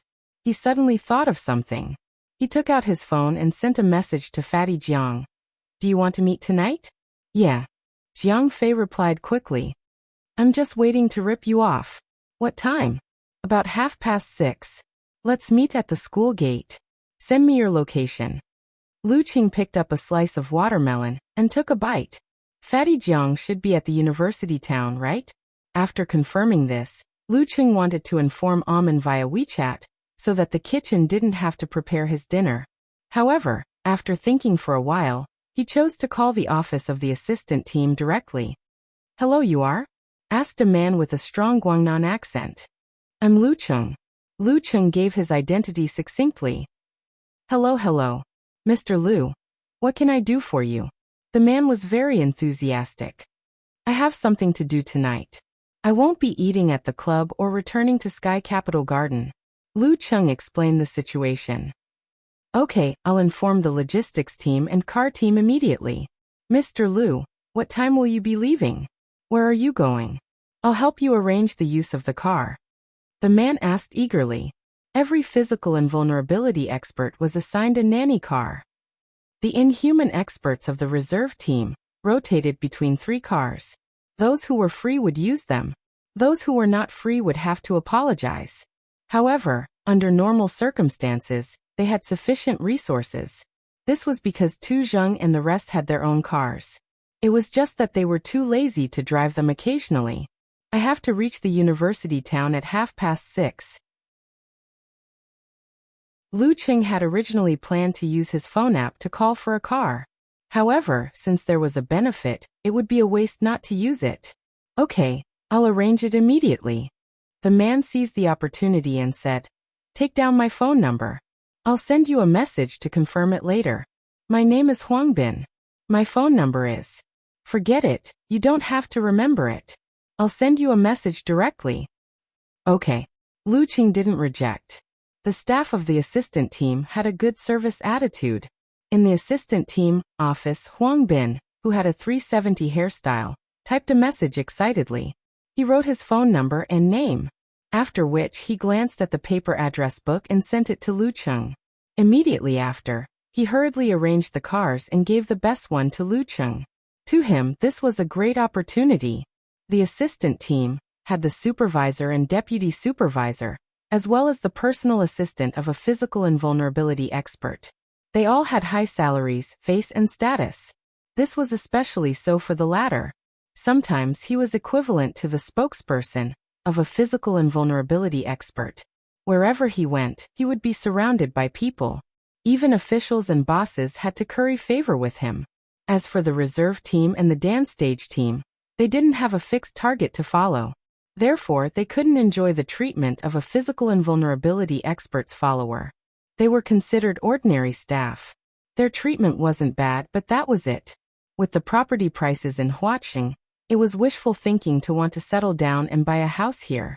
Most people could do similar jobs, but they were highly replaceable. As a result, their salary couldn't be compared to that of a designated assistant of a physical invulnerability expert. In the reserve team, the two most likely to reach the physical invulnerability stage were Tu Zheng and Lu Cheng. The former had a good relationship with Sun Tingting and would look for her every time. The latter was new to the club and was unfamiliar with the place. It went without saying who would be easier to befriend. As long as I can gain Lu Cheng's recognition and become his trusted servant, wouldn't I be able to reach the pinnacle of my life when he makes the leap and appoints me as his assistant? Back then, in order to take on Lu Cheng's mission, everyone was locked in a fierce fight. Almond, the newcomer with the least experience, benefited from it. Now my chance is back. Lu Qing didn't try to guess what Huangbin was thinking. He didn't care at all. He spent the entire afternoon in the training room, studying the diagrams and practicing his techniques. The more he practiced, the more shocked and excited he became. Boom. He was in the training field attached to the training room. He extended his fist and punched the air, causing flames to sweep outwards. The 13th move of the fire sect, Scorch. This may seem like the simplest move, but there are many mysterious techniques to it. The more I practice and practice, the more I feel like I'm still lacking. Lu Qing compared the way he usually used the move, and felt that today was different from yesterday. As expected of a move that had been modified by generations of mighty ones. Even the Dragon King had improved on it. It could really be said to be well practiced. At 5:30 in the afternoon, Lu Qing pulled himself out of his obsession. He took a shower, rested for a while, put on his backpack, and walked out of the door. According to Huangbin, there would be a car waiting for him there. P.S. Please recommend me.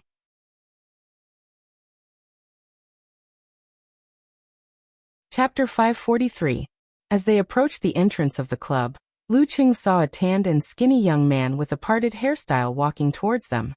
He spoke with a heavy Guangnan accent. Hello, Mr. Lu. I'm Huangbin. The car is ready at the entrance. Sorry to trouble you. Lu Qing thanked him politely. You don't have to be so polite. This is my job, replied Huangbin with a smile. Huangbin answered with a big smile. He turned around and led Lu Qing out of the gate. They boarded a black MPV. Lu Qing sized it up casually, and felt that the interior was soft yellow. It was more luxurious than the one in the morning. There were curtains and partitions between the driver's seat and the driver's seat. Through the walkie-talkie, absolute privacy was guaranteed. There was a cabinet at the bar with famous wines in it. The refrigerator was divided into 2 levels. Half was for cold drinks and the other half was for ice and ice cream. To the university town.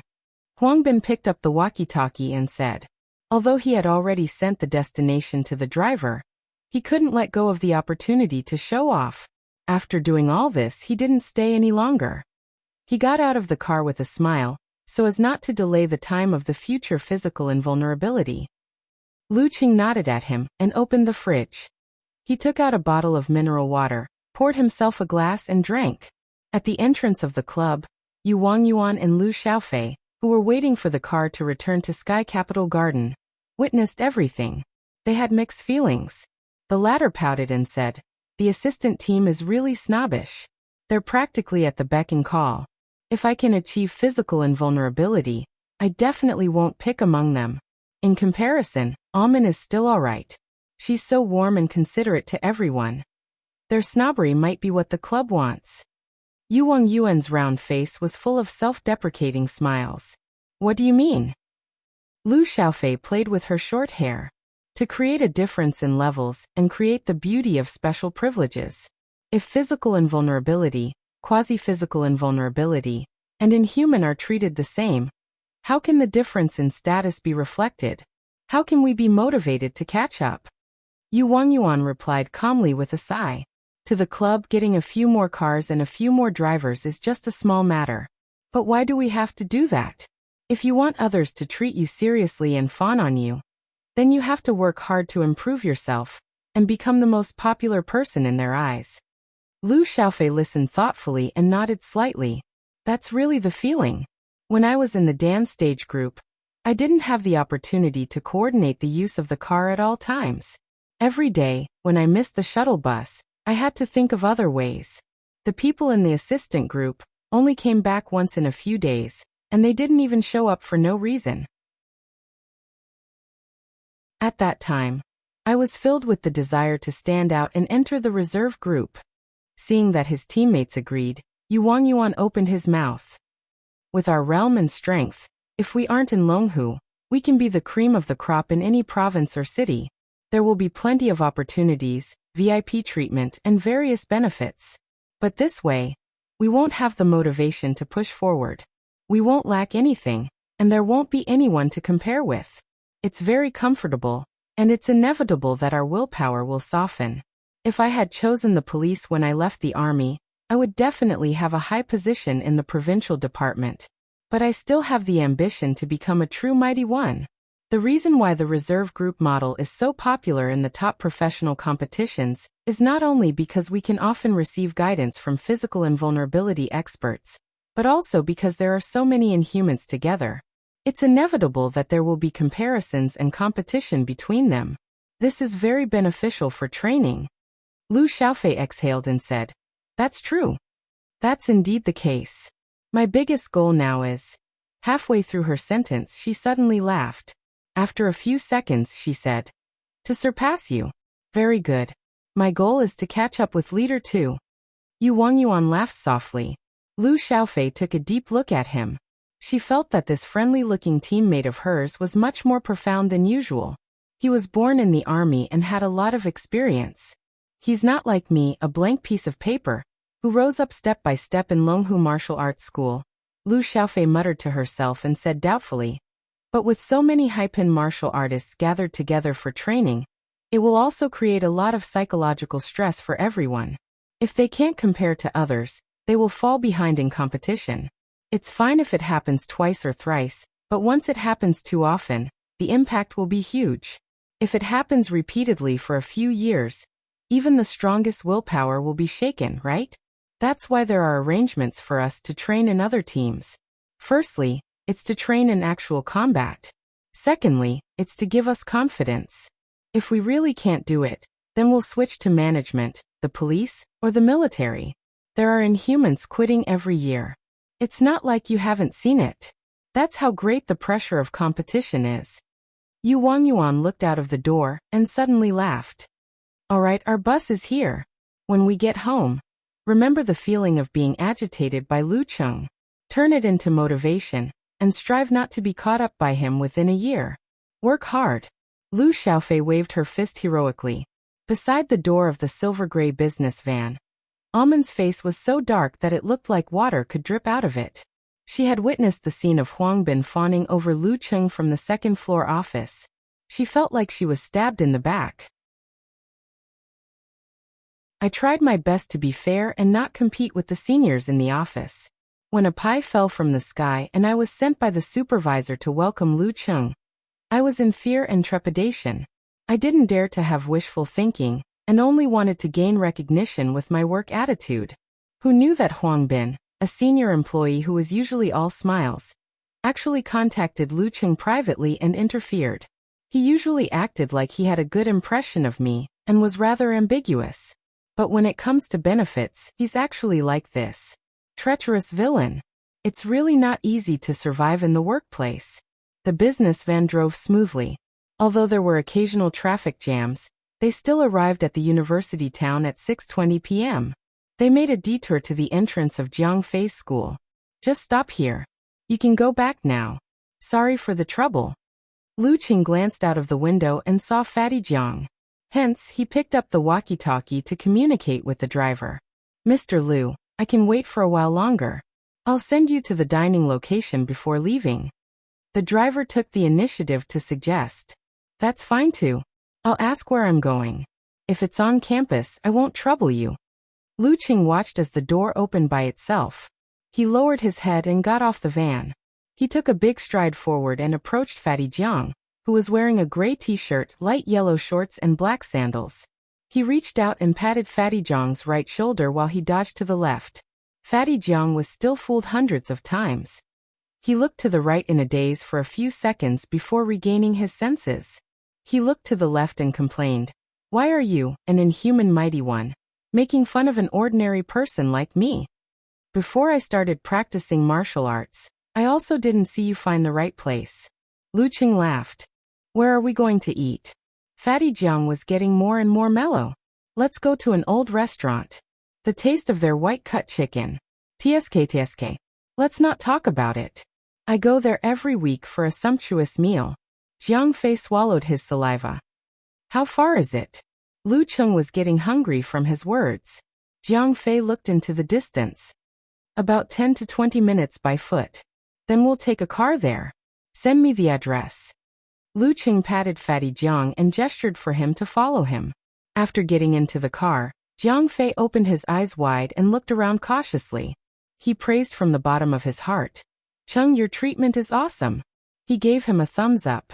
"Aren't all commercial cars like this?" Lu Qing asked in amusement. He picked up the walkie-talkie and sent the address to the driver. "I know." Jiang Fei smiled embarrassedly. "I mean, there's a special driver." "It's not a special one. It's just that I can use it," Lu Qing answered honestly. Jiang Fei nodded. When he felt the car start, he subconsciously looked at the street outside the window. He saw his schoolmates coming and going while enduring the heat. He was in the cool air with cold drinks in front of him. After driving for 10 minutes, the commercial car stopped in front of the Lin's restaurant. After seeing the driver leave, the two entered the restaurant and ordered 2 white-cut chicken, 2 roast geese, 2 sets of barbecued pork and 4 plates of rice noodle roll. The waiter was stunned by the order. "Take away if you can't finish it," Fatty Jiang shouted in annoyance. The waiter suddenly understood. After sitting down, Jiang Fei asked about the Longhu Club curiously. Then he smiled and pointed outside. "This place is close to 3 universities. There are many beautiful girls coming and going. I look at them for a long time every time. Although I don't have a girlfriend, I feel satisfied. It's like I have the whole forest." "Your attitude is called look, my picturesque country," Lu Qing teased Fatty Jiang. "What can I do? I'm also desperate." Jiang Fei spread his hands. "Last winter, a few schoolmates came to Xioshan to play. After knowing your Lu Qing, they were very enthusiastic about me. They kept trying to introduce girls to me, but they all failed miserably. Then I can't help you. You can't lose weight." Lu Qing took the opportunity to provoke him. "Sigh, I'll just leave it to fate. Maybe one day someone will discover my rich inner qualities." Jiang Fei laughed at himself. They chatted for a while on this topic. When they talked about finding a job, Jiang Fei said with a distressed expression, "I can't be like you and become a tycoon after graduation. Actually, with my major, if I want to work in a factory, I'm not afraid that no one will want me. But after thinking about it, I feel reluctant. In the second half of the year, I'll apply for other resumes. Anyway, if I don't stay in Huaqing, I'll go to Gaofen. I won't consider other places." Well, Gaofen has been developing well in recent years. Lu Qing didn't know about Jiang Fei's major, so he didn't express his opinion casually. "Sometimes I miss high school. I didn't have to think about anything else. I didn't have to choose. I only had to focus on studying. Once I was free, I could play with my heart. Unlike now," Jiang Fei sighed. "Once you enter society, you'll feel that university is better." Lu Qing answered seriously. "I prefer university to high school. In high school, I felt that my mind was not mature enough. I didn't know how to appreciate life, so I lived without a care in the world. But in university, I gradually formed my views in various aspects. I have myself and am relatively free." "I know. You have a goddess to accompany you in university." Jiang Fei picked up a piece of chicken and stuffed it into his mouth. "Don't expose me." Lu Qing couldn't help but laugh. Reminiscing about the past and looking forward to the future, the two chatted until the sky was completely dark. Then they slowly left Linji and strolled to the entrance of Jiang Fei's university. After saying goodbye to each other, Jiang Fei strolled back to the dormitory. He saw that his roommates were already online playing games. "Fatty, why are you so late? Did you go on a date?" A classmate took a break from the busy and joked. "No, I don't have a girlfriend," Fatty Jiang said self-deprecatingly. "Eating with my high school classmates. With the heavenly son of the era, Lu Qing." Oh. His roommates didn't say much and continued to indulge in the game.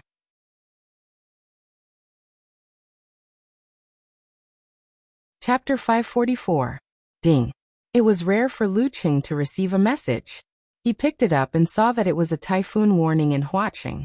In the next few days, a disaster would hit Huaqing. It's said that it happens a few times a year along the southeast coast. Lu Qing thought about it casually and started to think about where to do his morning training in the storm. Should he come to the club earlier? He used his chopsticks to tear a small hole in the crab roe soup dumpling in front of him. letting the soup slowly overflow and fill the entire plate. He then took a picture and sent it to Yenjika with a sneaky smile emoji.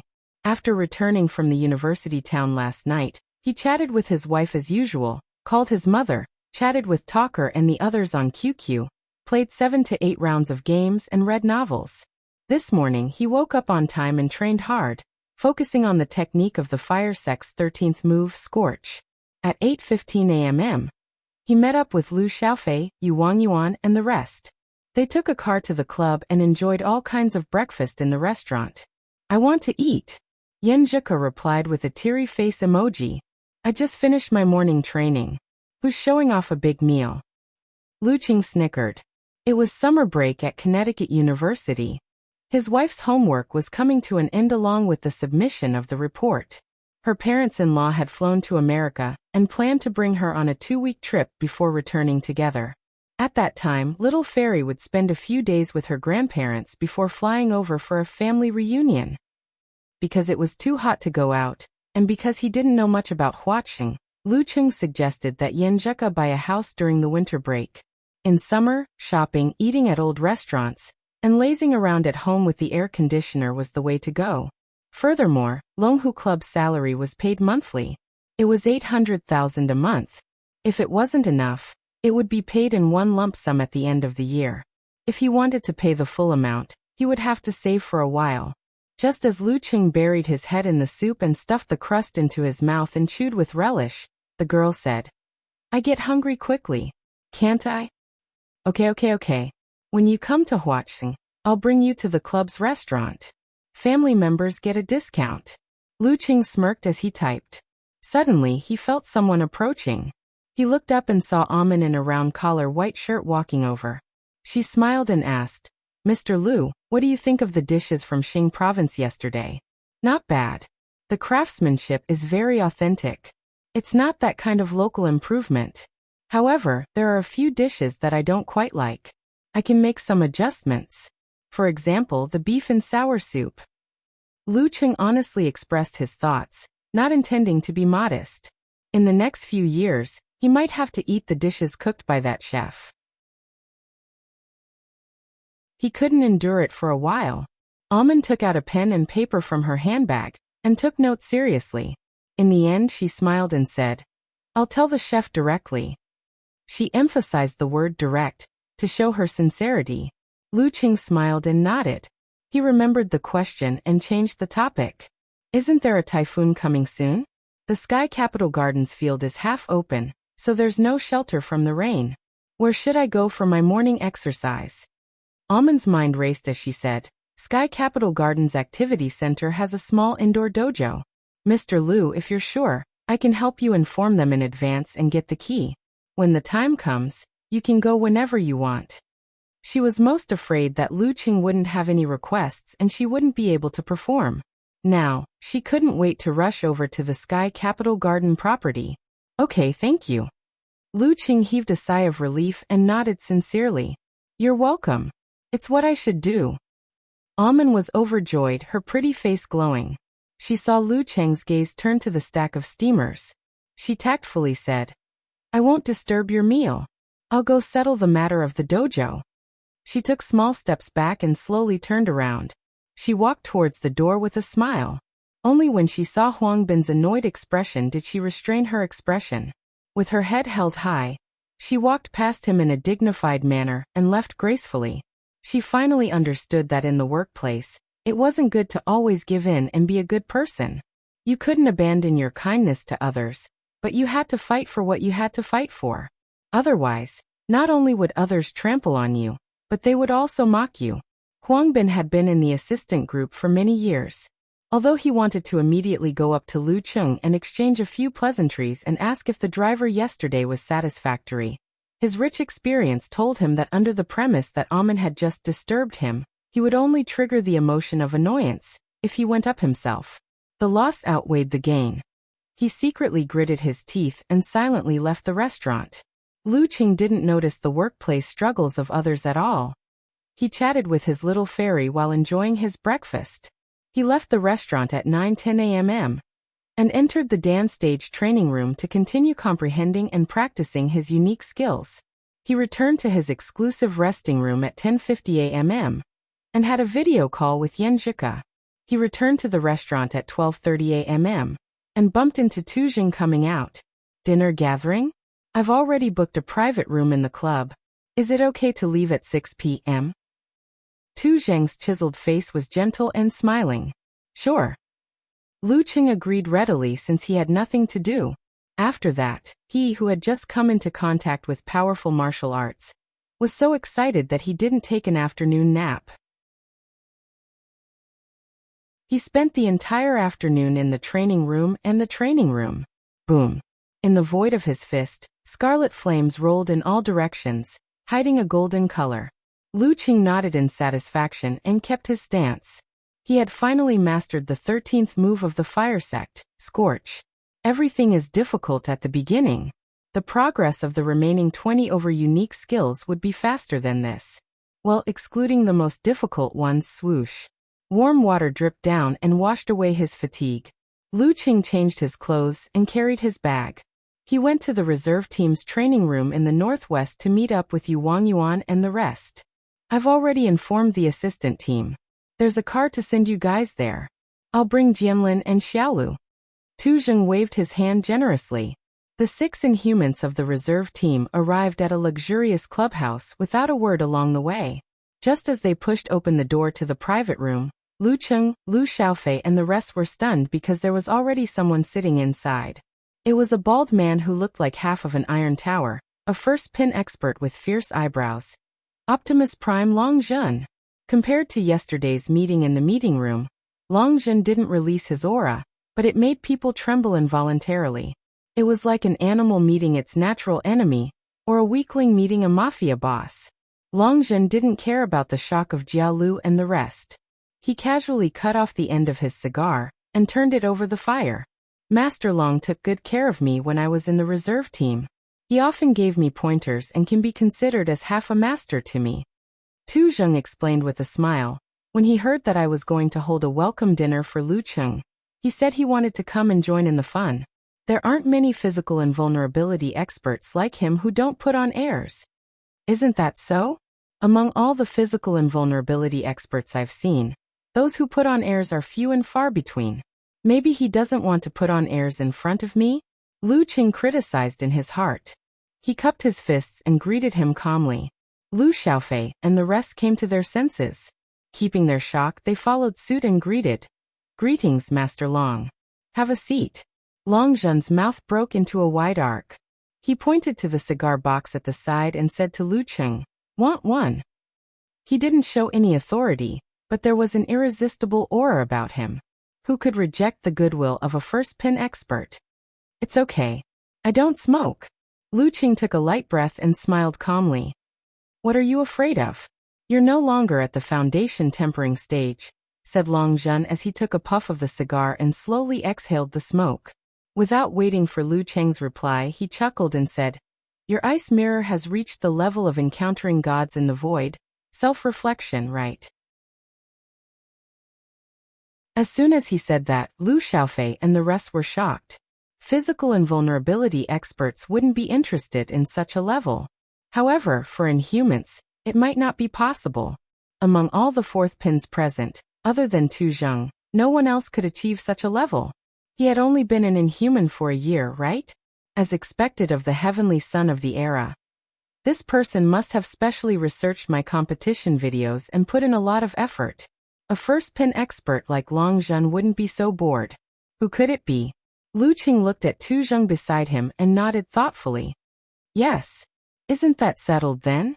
At this level, controlling your body, removing the dirt and cleansing your lungs is a piece of cake.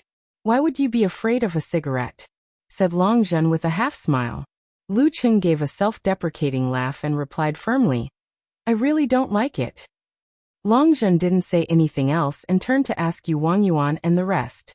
No one rejected him. In an instant, the room was filled with smoke and looked like a fairyland. Lu Qing didn't mind. His lungs were so strong that they could cleanse themselves. Not smoking directly was just a matter of attitude and principle. When the cold dishes were served, Tu Jing smiled and said, I brought a few good wines. You guys take a look and see what you want to drink. After Lu Xiaofei and the rest made their choices, Lu Qing waved his hand and said awkwardly, I don't drink. Don't drink? Which swordsman in ancient times didn't drink? Sneered Long Zhen. Lu Qing shook his head and said, I'm used to it. There's no need to break it. Besides, compared to alcohol, I prefer other flavors. You're so boring. Long Zhen didn't force him. He chuckled and said, if it were any other job, if you don't drink, would you dare to not drink when the leader stares at you? I'm working hard to practice martial arts so that I can have the right to refuse. Lu Qing imitated what he said back then and smiled calmly. Long Zhen nodded slowly. You're right. The grouper and abalones were served one by one. When the banquet started, Tu Zheng livened up the conversation. Long Zhen also talked about the things that happened in the reserve team from time to time. Both the guests and the host enjoyed themselves. After dinner, Long Zhen didn't stay for long. He said that he was going to other places in the club to relax. Under Tu Zheng's invitation, Lu Qing and the rest went to the KTV on the third floor to sing for a while. After Lu Xiaofei and Jia Lu played for a while and left, Tu Zheng smiled and went out for a few minutes. Not long after he came back, the door opened. More than 10 girls walked in and stood in a row in front of the big screen. Some were young and beautiful, some were charming, and some were fat and thin. They all had their own flavors. The quality is not bad. You guys can choose first. Tu Zheng leaned back in a relaxed manner and rested his arms on the back of the sofa. I don't need it. Lu Qing was the first to answer. What are you afraid of? What's wrong with a man acting outside? Tu Zheng chuckled. Seeing that Yu Wangyuan and Sun Jianlin had started to choose, Lu Qing took a deep breath and stood up. I have something to do. I'll leave first. You guys have fun. After he finished, he exchanged glances with Tu Zheng. He didn't panic at all and was calm. Go ahead if you have something to do, Tu Zheng said slowly. Lu Qing nodded and left. After he left, Sun Jianlin drank with his female companion as if nothing had happened. He smiled and said, Leader 2, you're too anxious. We don't know each other well enough. He's still a kid who just left school. That's true. However, I can see that Lu Qing is a person with a strong will. He's a martial artist who is used to restraining himself. Yu Wangyuan sighed and hugged his 2 female companions. Tu Zheng had a beautiful girl sitting beside him. His eyes were half closed and he didn't say a word. July 3rd, Friday afternoon. Lu Qing was having his meal when Yu Wangyuan leaned over and smiled. The reserve team has a weekly sparring session in the afternoon. Do you want to join? Lu Qing, who had mastered another unique skill of the fire sect, was itching to join. Sure.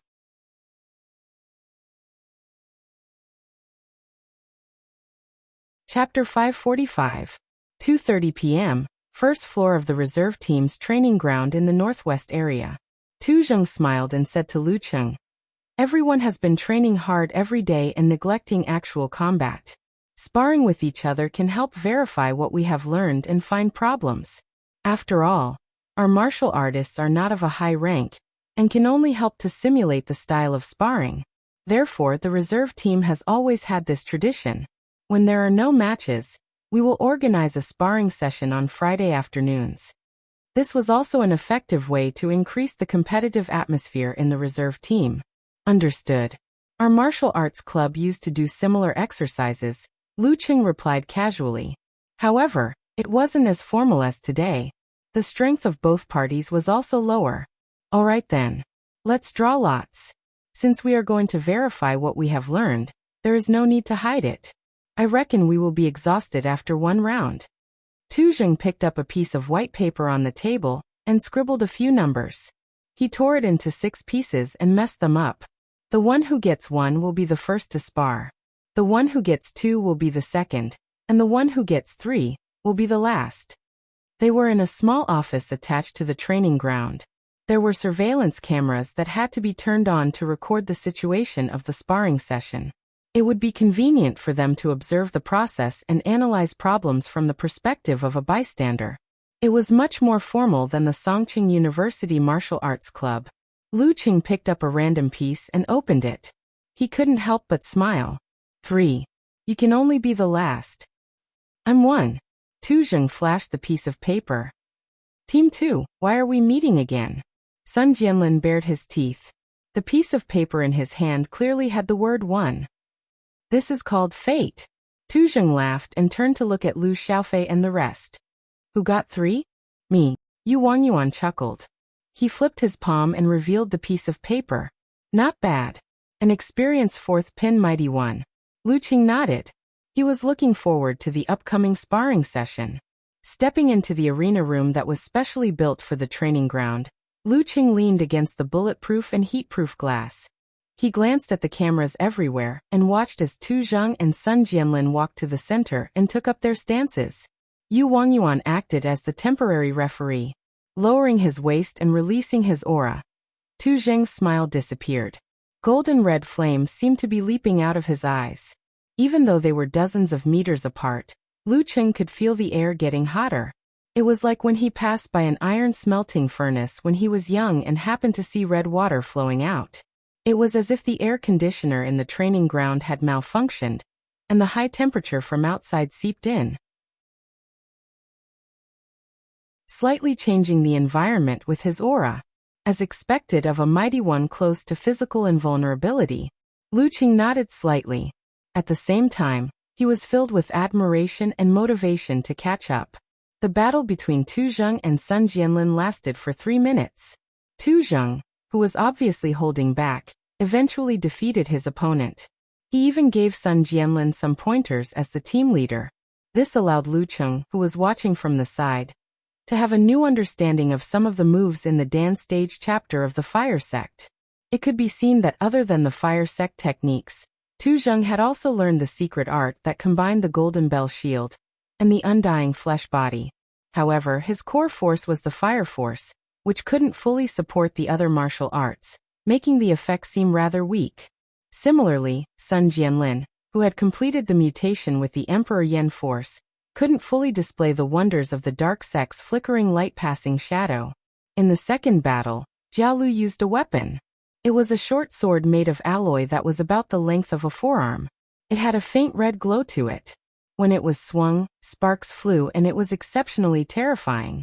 Lu Qing admired her swordsmanship with great interest and studied how she had integrated the secret arts of the Fire Sect into it. According to his master's description, at the inhuman stage, the power of punches and slashes was similar to the power of weapons. The greatest use of the latter was actually to expand the range of close-range attacks. An inch longer, an inch stronger. Of course, as an external object, there was a gap between weapons and the force that one had cultivated. If one used it directly without polishing it, it would only spoil the weapon. Unless one allowed flames and other substances to attach to the surface of the weapon, it wouldn't be very effective. Therefore, after obtaining a weapon, if a martial artist wanted to use it, they would have to follow the ancient method and constantly nourish it with the force. The modern theory was that through the repeated scouring of the force with low intensity, the molecular structure and composition of the material would gradually change. In the end, it would resemble the skin and muscles of the owner, to a certain extent, and complete the conduction with less loss.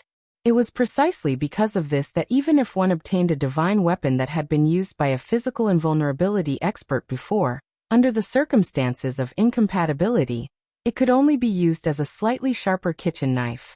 Every master who specialized in weapons had a few companions that they had nourished for many years. In order to prevent damage, they had to start all over again. With the breakthrough in the research of bionics materials, custom-made weapons could greatly reduce the time needed to nourish them. This was a huge blow to the ancient style, but it was an inevitable trend in the development of the era. Scarlet light flashed, and the sword shadows were like rainbows. Jialu's fight was spectacular, and she had the upper hand for a while. Lu Xiaofei, on the other hand, wasn't in a hurry. She steadily defended the opening and avoided the attacks. When the opponent's momentum started to weaken, she suddenly exploded and attacked like fire. She was as fierce as the tide and instantly put the opponent in a difficult situation. After putting up a strong resistance a few times, Jialu still couldn't turn the situation around. Not only that, she was sinking deeper and deeper. When she was on the verge of defeat, She had no choice but to admit defeat in frustration and reflect on her mistakes in the previous battle. Tu Zheng, Yu Wangyuan, and the rest interjected from time to time, voicing their own opinions and acting as a stepping stone for others. Lu Qing liked this kind of atmosphere very much. How his teammates played in private was their own business, but when it came to martial arts, they were very serious. They were in the golden age of vitality, drive, experience, mentality, and other factors combined together. After the exchange, Yu Wangyuan, who had been the referee for 2 rounds, stepped into the center. His muscles were firm and his face was round. Lu Qing, who was full of anticipation, didn't waste any time. He flicked his navy blue martial arts suit and left the edge unhurriedly. Tu Zheng, who had taken a break, would be the referee for this round. Seeing that both parties had gotten into their stances and were ready to go, he waved his right hand and exhaled loudly. Begin. Lu Xiaofei, Jia Lu, and the rest were energized. They paid more attention to the battle than before. After Lu Cheng's battle with Peng Liyun at the end of April, he hadn't fought for more than 2 months. At that time, he already had the strength of a quasi-4th pin. What level was he at now? They didn't doubt that Lu Qing had the possibility of winning. There wasn't much difference between a quasi-4th pin and a veteran 4th pin. The only difference was training, accumulation, and battle experience. Yu Wangyuan was definitely more powerful, but he wouldn't be so powerful to the extent of crushing his opponent. Both parties would have a 70-30 chance of winning. Improvisation was equally important. Following Tu Zheng's shout, Yu Wangyuan pounced out crazily. He dashed left and right in small steps, like a huge fire burning in a prairie. There wasn't anywhere for him to escape, and he could only take it head-on. Lu Qing had the heart to experience it. Like Peng Liyun, he chose not to dodge. He lowered his waist, gathered his qi and blood, and exploded his Dan force. Wearing a scarlet-red flame glove on his right fist, he swung it heavily and powerfully. Yu Wangyuan lowered his back and suddenly rushed forward. His speed reached the peak in an instant. During this process, he made use of the inertia to attack. He gathered his qi and blood and expanded his arm. Fire force condensed and poured into Yu Wangyuan's fist. He didn't release it outwards. Instead, it gently exploded from within, creating a huge pushing force that accelerated forward. In an instant, Yu Wangyuan's left fist increased in speed. It dragged out a shadow and hit Lu Cheng's flame glove. Boom! Scarlet light scattered like rain. Lu Qing felt that his opponent's strength was surging like the sea and mountains. It was hard for him to take it head-on. He could only step on the ice crystals and slide backwards. With a slurp, he seemed to be running backwards. The 15th style of the fire sect, jet spray. During the winter break, Dong Xiaoyang had also used this move to defeat Lu Qing. It was an imitation of the 1-inch punch technique. It used the controlled explosion of one's own fire force to replace the bouncing of the joints and stretching of the fascia to create a double pushing force. It could be used to change the part of the attack or to stack up pure strength. It was a rather practical secret art. With one move, the flame scattered like rain and the person retreated like a push. Yu Wangyuan had gained the upper hand. He took a step forward and threw his right fist forward, doing jet spray again. As expected, Yu Wangyuan's strength is much stronger than Lu Cheng's. Lu Xiaofei, Jia Lu, and Sun Jianlin nodded as they watched. They heaved a sigh of relief. Once an expert makes a move, it's easy to tell if he's skilled or not. Jet spray was Yu Wangyuan's best secret art. It could be used until the opponent admitted defeat. Lu Qing, who was sliding backwards, was getting more and more excited. He immediately circulated his qi and blood to stimulate the corresponding parts. Gotcha! Facing Yu Wangyuan's jet spray attack, he didn't retreat but advanced instead. He took half a step forward and stretched his body, turning into a giant with bulging muscles. He swung his arm and smashed down with his fist from a condescending position. The simplified battle formula.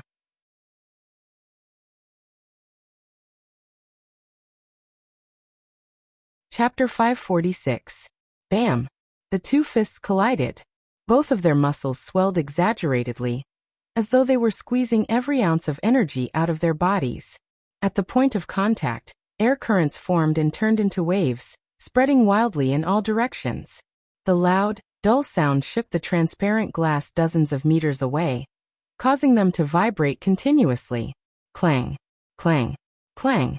Yu Wangyuan's arm went numb, and he swung back. His right fist made a cracking sound as his slightly deformed bones recovered. In terms of absolute strength, the double push was slightly weaker than the simplified fighting formula. Of course, this was under the situation where both parties were of similar realms and levels. His body shook, and he was about to lose his balance. Yu Wangyuan quickly retracted his qi and blood, stabilizing his center of gravity. He then spurted his Dan force again, directing it to his right arm. At this moment, he saw Lu Cheng's body suddenly grow taller. His clothes outlined the shape of all his muscles. His exposed skin, other than his face, had bulging veins that were green and black. His fist carried this violent force, swinging down as though he was smashing a mountain. Clenching his teeth, Yu Wangyuan pulled his arm back, raised his forearm, and quickly swung his fist in reverse to meet his opponent. Just as they were about to reach each other, the fire force exploded gently, creating a turbulent pushing force that allowed the fist to rise into the air like a rocket. With a bang, it broke through the air barrier and hit Lu Cheng's punch. With a crack, Yu Wangyuan's feet sank into the ground. Cracks extended outwards, intersecting with the scars from the two previous battles. His body trembled at high speed, his muscles undulating as though he was dispelling the remaining energy. As an experienced mighty one of the fourth pin, he wasn't disheartened by the setback. Without thinking, he did the Dan concentration again, preparing for an outburst. This time he was going to use another technique of jet spray to turn the tables. When there was another chance, the fire sect was also very good at stimulating outbursts. It was just that he hadn't reached the realm of encountering gods in the void, so he couldn't use secret arts that were harmful to his body continuously like Lu Cheng. It was at this moment that Lu Cheng seemed to have predicted his next move based on his body language and the condition of his muscles. Instead of using the simplified fighting formula, he gathered and released his Dantian Qi and launched a low kick with his right foot. It was fast and vicious. This made Yu Wangyuan, who was still stuck in the ground, feel his heart tighten. He activated the fire force in advance and pulled his arm back fiercely, moving his back and pulling his left leg up. He tightened his muscles and resisted with a bang. His body was obviously swaying. The kick landed. Lu Cheng swung his waist and his left leg stepped forward, as if he was stepping and kicking at the same time. Pa pa pa, 1 kick, 2 kicks, 3 kicks. Lu Cheng's 2 legs attacked consecutively, as though a chilly northern wind had been stirred up, forcing Yu Wangyuan to retreat step by step. During this process, Yu Wangyuan only felt that his ankles were starting to stiffen. The coldness slowly seeped into his flesh and blood. The surrounding space was becoming more and more like ice, sticking to his movements, making it harder and harder for him to dodge. A layer of sparkling and translucent light appeared on the ground, as if it was a cold winter square that had been watered. The 17th move of the ice sect, polar ground. Thump, thump, thump. Lu Cheng's feet gradually became heavier. The layer of ice thickened, and the chill intensified. Yu Wangyuan didn't wait any longer. He made a decision on the spot. A reddish-gold light flashed in his eyes. His right leg, which was dodging, suddenly stomped heavily on the ground. However, this powerful stomp didn't cause any tremors. Instead, it caused the surroundings to become strangely stagnant. Boom! Dozens of centimeters in front of where Yu Wangyuan's feet landed, where Lu Cheng's body was, the sound of air expanding suddenly erupted from the surface of the limestone. A reddish-gold pillar of fire rose into the air. The temperature was extremely high and the flames were intense. The 28th move of the fire sect, Burning God. Before the flames had risen, Lu Cheng had already stopped in his tracks. He bent his back and narrowly avoided the flames of the Burning God. The flames flew into the air, sticking close to his body. They turned into a fountain and scattered helplessly. Bam! At this moment, Yu Wangyuan had finished retracting his force. He pulled back his arm and struck Lu Cheng from the side. His fist seemed to be filled with blood, red and ferocious. Just as Lu Cheng straightened his back, moved his arm, and raised his forearm to make a parry, there seemed to be an explosion from within Yu Wangyuan's right fist. His fist changed direction abruptly, like the head of an agile snake. It strangely turned to one side and swung towards Lu Cheng's shoulder in the opposite direction. In a split second, he changed the direction of his attack. Another application of the unique skill of the fire sect, jet spray. Its change of direction was entirely driven by the force generated from the explosion of the fire force. There were no signs beforehand, and it was hard to predict. It was the nemesis of the characteristics of realms, such as absolute reaction, and encountering gods in the void. When he first imparted the ice mirror to Lu Cheng, Geyser had reminded him not to completely rely on this skill. After so many years, others weren't fools. They had already thought of ways to deceive him. There weren't many, but there were definitely some. If he blindly followed the reflection of the ice mirror, he would definitely be at a disadvantage. In the past 2 years, Lu Cheng had already established the core position of the ice mirror in his fighting style. Although he would occasionally choose to make his own judgment and not blindly trust the ice mirror, he still trusted the ice mirror in most situations. If it wasn't for the fact that he browsed through the Dan stage chapter of the Fire Sect a few days ago, and was alarmed by the shocking application of jet spray, he probably wouldn't have remembered his master's advice. At this moment, it was inevitable that he would be flustered and make a mistake in his panic. Luckily, he was already prepared. He pulled his spine and pulled back his shoulders. His entire body slanted, causing Yu Wangyuan's sudden reverse swing to hit the air with a dull thud. Yu Wangyuan's intent was like a raging fire. He expanded outwards, lowered his waist, gathered his qi and blood and swung it away. Bam! He punched with his left fist towards Lu Cheng's waist. Halfway through, his force exploded. The snake head rose, opened his 5 fingers and fangs, and tore at his opponent's arm. The double push of jet spray was an explosive force within the body. No matter how controlled it would still cause damage. Therefore, compared to the Emperor Yen force, the fire force, which was gentler and more stable, complemented it well. It could help Yu Wangyuan use it many times. Bam! Bam! Bam! Yu Wangyuan's fists were sometimes straight and sometimes curved, changing and sometimes heavy. This made Lu Cheng tense up. He didn't dare to use his full strength, and he didn't dare to use all of his moves. In an instant, he was at a disadvantage.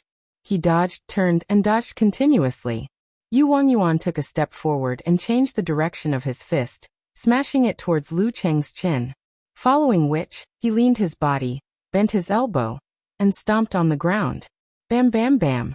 He closed in and attacked crazily. His moves were continuous, bringing along golden red sparks, creating a strong wind. Lu Cheng is still pretty strong. Jia Lu stroked her short sword, communicating with it emotionally, and sighed softly. If it were her, she would have been in a precarious situation under Yu Wangyuan's attacks, and was about to lose. They were both newbies, who had entered the high pin for less than a year. Why was the difference so huge? Yu Wangyuan's continuous attacks aren't that simple. Pay attention to the shape of the remnants of his flames, said Lu Xiaofei enviously as she tilted her head. That was a combination of experience, technique, and proficiency. She couldn't be that experienced and ruthless. Jia Lu focused her gaze.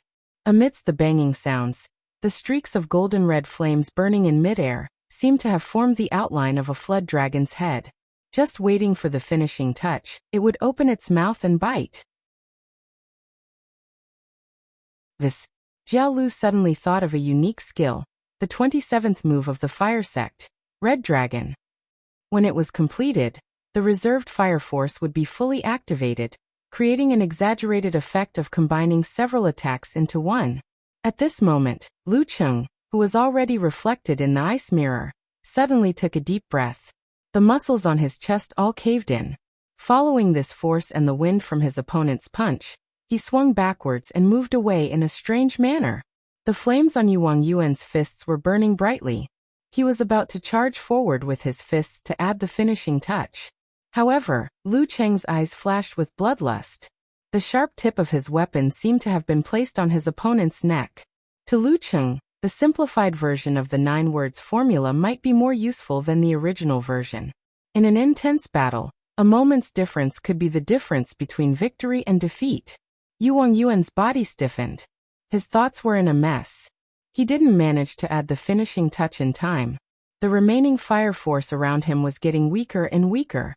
Lu Qing gathered his qi and blood and took a step forward. Wearing a scarlet-red glove on his right fist, he struck heavily from the side. After Yu Wangyuan blocked it, his dan exploded again, and his left arm rose again. Bam, bam, bam. He attacked with both fists. Sparks flew from his fists. They were heavy and scorching. Yu Wangyuan could only continuously retreat and block. The rhythm was completely under Lu Cheng's control. As such, even if Yu Wangyuan wanted to break free, he would be interrupted midway. If he wanted to be faster, he would be blocked by Lu Cheng's scorch-heavy punch. His footsteps and fists were one and connected tightly. Lu Qing was like a robot. He didn't know fatigue and continued to explode. He didn't give his opponent any chance to turn the tables. Bam, bam, bam. After blocking for an unknown number of times, Yu Wangyuan's teeth were a little loose from the vibrations. Seeing that he had no other choice, he could only use his trump card. His breathing paused. The reddish gold in his eyes condensed, and was tainted with some purple. At this moment, the ripples of Lu Cheng's ice mirror reflected the abnormality of his opponent. Without waiting any longer, he threw another scorch-heavy punch. However, he didn't hit Yu Wangyuan's body. Instead, he hit the void between the two of them. The scarlet-red flames condensed on the surface of his fist and almost turned white. It was heavy and heavy. Whoosh! The surrounding air ignited without any wind. The raging flames collapsed towards Emperor Yin and gathered towards Yu Wangyuan. The 116th style of the fire sect, Flying Moth. This was the scorching fist. Wherever the high temperature passed, the air would be in a state of being ignited. When the time was right, the Emperor Yin force would attract the air to complete the contraction and increase the density. Once the density increased, the heat would be even stronger. The air would burn as well, like moths flying towards a candle flame. This move was rather difficult to master. Without control of the surroundings and self, there was no way to connect it. However, to Lu Cheng it was just right. Flames surged in from all directions aggressively. Yu Wangyuan's heart tightened. He gave up on his preparations and raised his hand to block. He felt that even his respiratory tract was unbearably hot. As the flying moth came, Lu Cheng had already closed in. He threw a punch from the bottom up towards the sky. Yu Wangyuan had absolute reaction and hurriedly raised his arm to block. However, he felt that his opponent's fist passed by his side and stopped at his throat. He had made a mistake in his block. Due to the difference in density due to the high temperature, his visual judgment was slightly off. And this slight difference was the difference between victory and defeat. It wasn't that there was a problem with absolute reaction. It was that he didn't extend his arm enough to block. Flying moth into the flame, illusions before death. As the flames fell, Tu Zheng was stunned for a second. He raised his hand and said, "Lu Qing wins." Phew.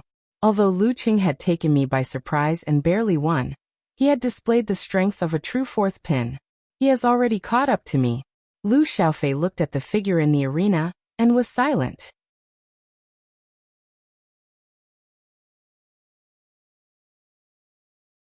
Chapter 547.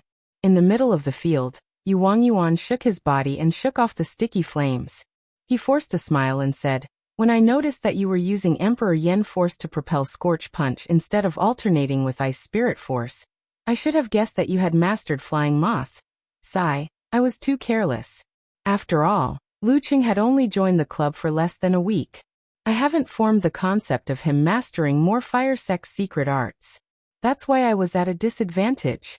Tu Zheng nodded and said, "He didn't use ice force to lower the temperature, slow down the speed and control it. He kept stacking Scorch Punch. Even if you didn't think of Flying Moth, you should be more careful. There must be something fishy going on." Seeing that they were reviewing and summarizing their gains and losses, Lu Qing pondered and said, "I had a problem with the way I changed the direction of jet spray. I shouldn't have just dodged and dodged. At that time, it might have been better to counterattack and use offense as defense. Yes, forcing jet spray to change to defense was the best choice. It's very important to grasp the rhythm and take the initiative." Tu Zheng gave a rather pertinent comment. Lu Xiaofei, Sun Jianlin, and Jiao Lu joined in and discussed the details of the battle. Lu Cheng seemed to have gained a few new perspectives and gained more experience. Cultivators often say that money, companions, techniques, and land are not a lie. He sighed to himself. No money? How can you practice martial arts if you don't have money? You can't even keep up with the nutrition. At the initial stage of body forging, one had to at least ensure that they ate enough meat every day. Otherwise, sooner or later, they would pee blood and their body would collapse. It was only because of the abundance of resources in the modern society that many people could practice martial arts as they wished. If it were in ancient times, it wouldn't be so easy. They could only wait for their talents to be discovered and nurtured. No training companions? No good opponents? Then it would be inevitable that they would not be able to see Mount Tai. The higher they went, the more they would fall into bottlenecks and eventually come to a standstill. Although Tu Zheng and Yu Wangyuan weren't good friends, they could still feel the effects of the brainstorm of martial artists of the same level from this sparring session. As for the cultivation method, it was definitely indispensable. If one wanted to rely on one's own strength to create something out of nothing and open up a path that was not inferior to the results of the hard work of generations of predecessors, it was inevitable that it would be wishful thinking. Even a freak like the martial sage would only be able to create something after the Thunder Sect cultivation method had been mastered. Only by standing on the shoulders of giants could one see higher and see further. In modern society, land was inseparable from wealth. What volcano laboratory? What ice sect simulation environment? How could ordinary forces afford it? While thinking, Lu Cheng saw that the sparring session had ended. He returned to the training room of the dance stage and continued to study and practice his unique skills. Yu Wangyuan watched as his figure disappeared into the doorway. He sighed with a hint of envy. Encountering gods in the void, self-reflection. That's really something.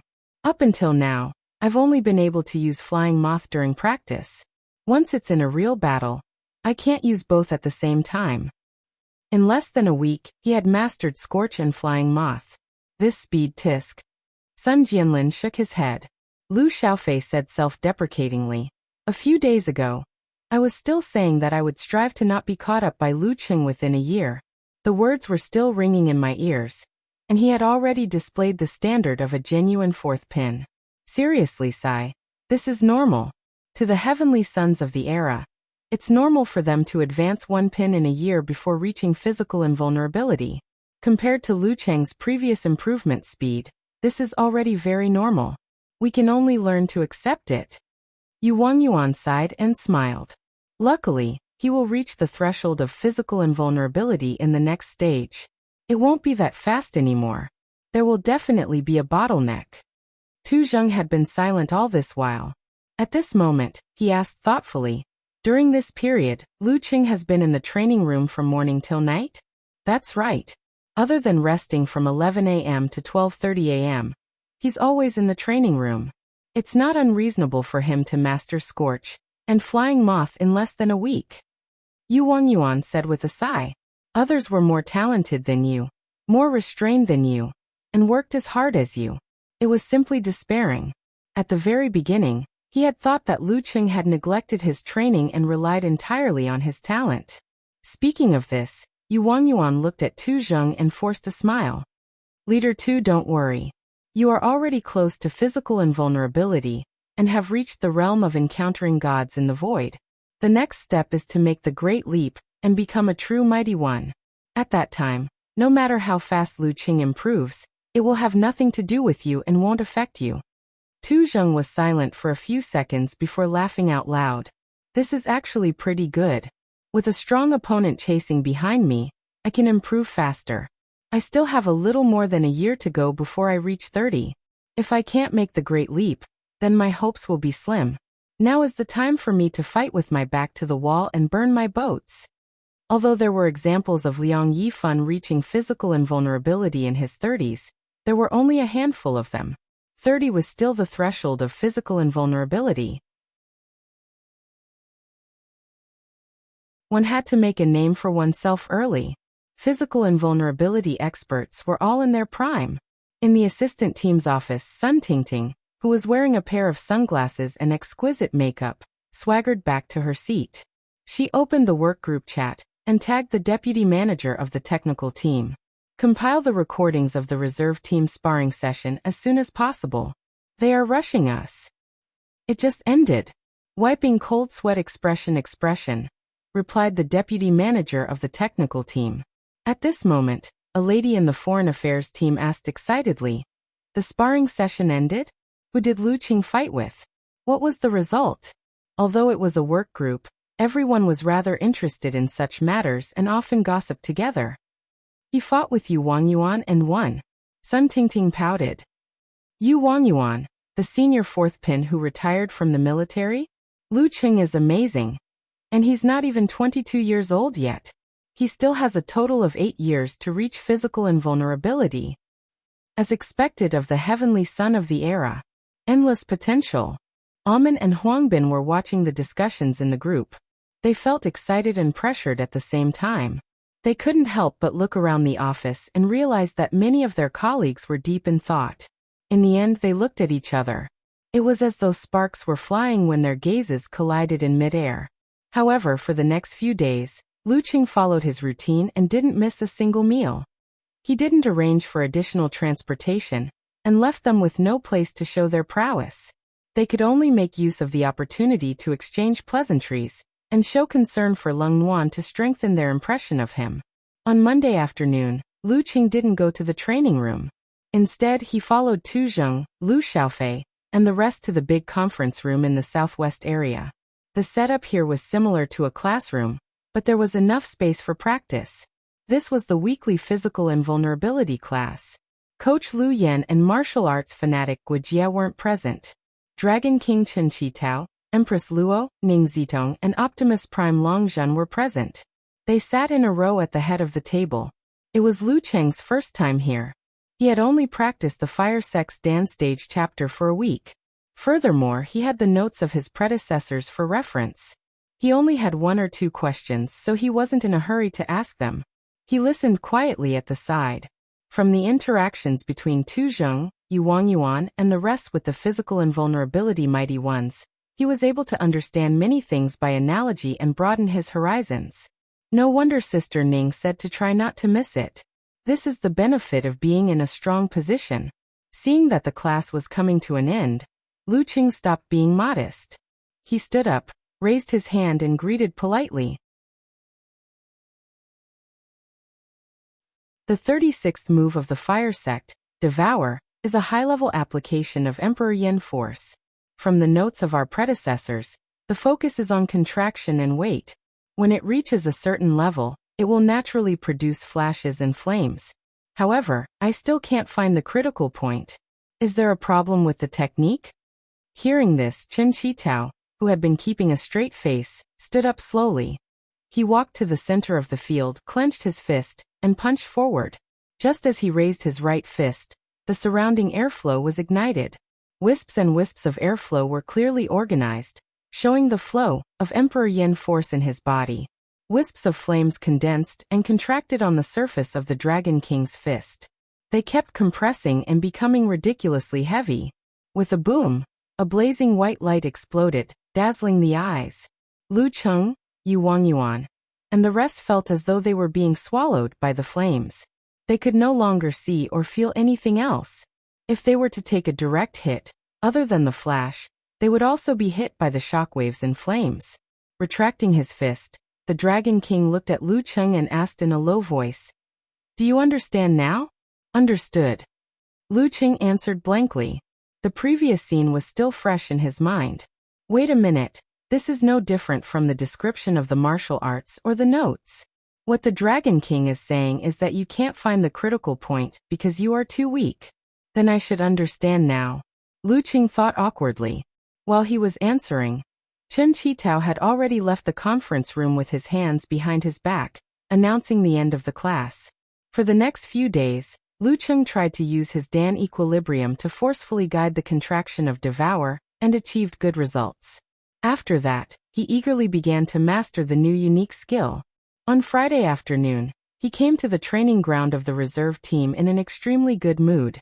It was time for sparring again. Moreover, Little Fairy would be returning from America that day. After spending a few days with the elders of both sides, she would fly straight to Huacheng.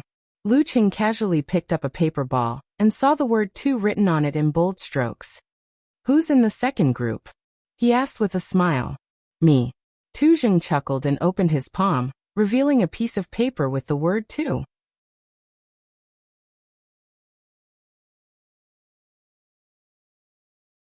Chapter 548. The lot drawing ended quickly. The first group was Lu Xiaofei versus Yu Wangyuan. The second group was Lu Qing versus Tu Zheng. Sun Jianlin and Jia Lu were the last to enter the arena. After entering the arena and closing the thick glass door, Jia Lu jumped a little and waved her short sword. She was excited and exclaimed, "That's fast. It feels like only 2 to 3 days have passed since the last sparring session. It's pretty tight. Sometimes I wonder if it would be better to have sparring sessions once a month." Sun Jianlin slowly stretched his muscles and bones. Popping sounds came from all over his body. Tu Zheng shook his head. "That would be too long. If we don't apply the lessons we learn to actual combat, we will forget them very quickly. It's true that we won't have any substantial improvement in a week. However, we can use this opportunity to examine the problems that were hidden by our rapid improvement." "That's not a problem, but why do I feel like I've been shot in the knee?" Lu Qing laughed silently. "Leader 2 is right. I feel like I'm stronger and more mature than last Friday." Lu Xiaofei rubbed her hands together and said eagerly, "Yes. I'm also not the same person who lost to Lu Qing last Friday. I'm more cautious and stronger," Yu Wangyuan added with a smile.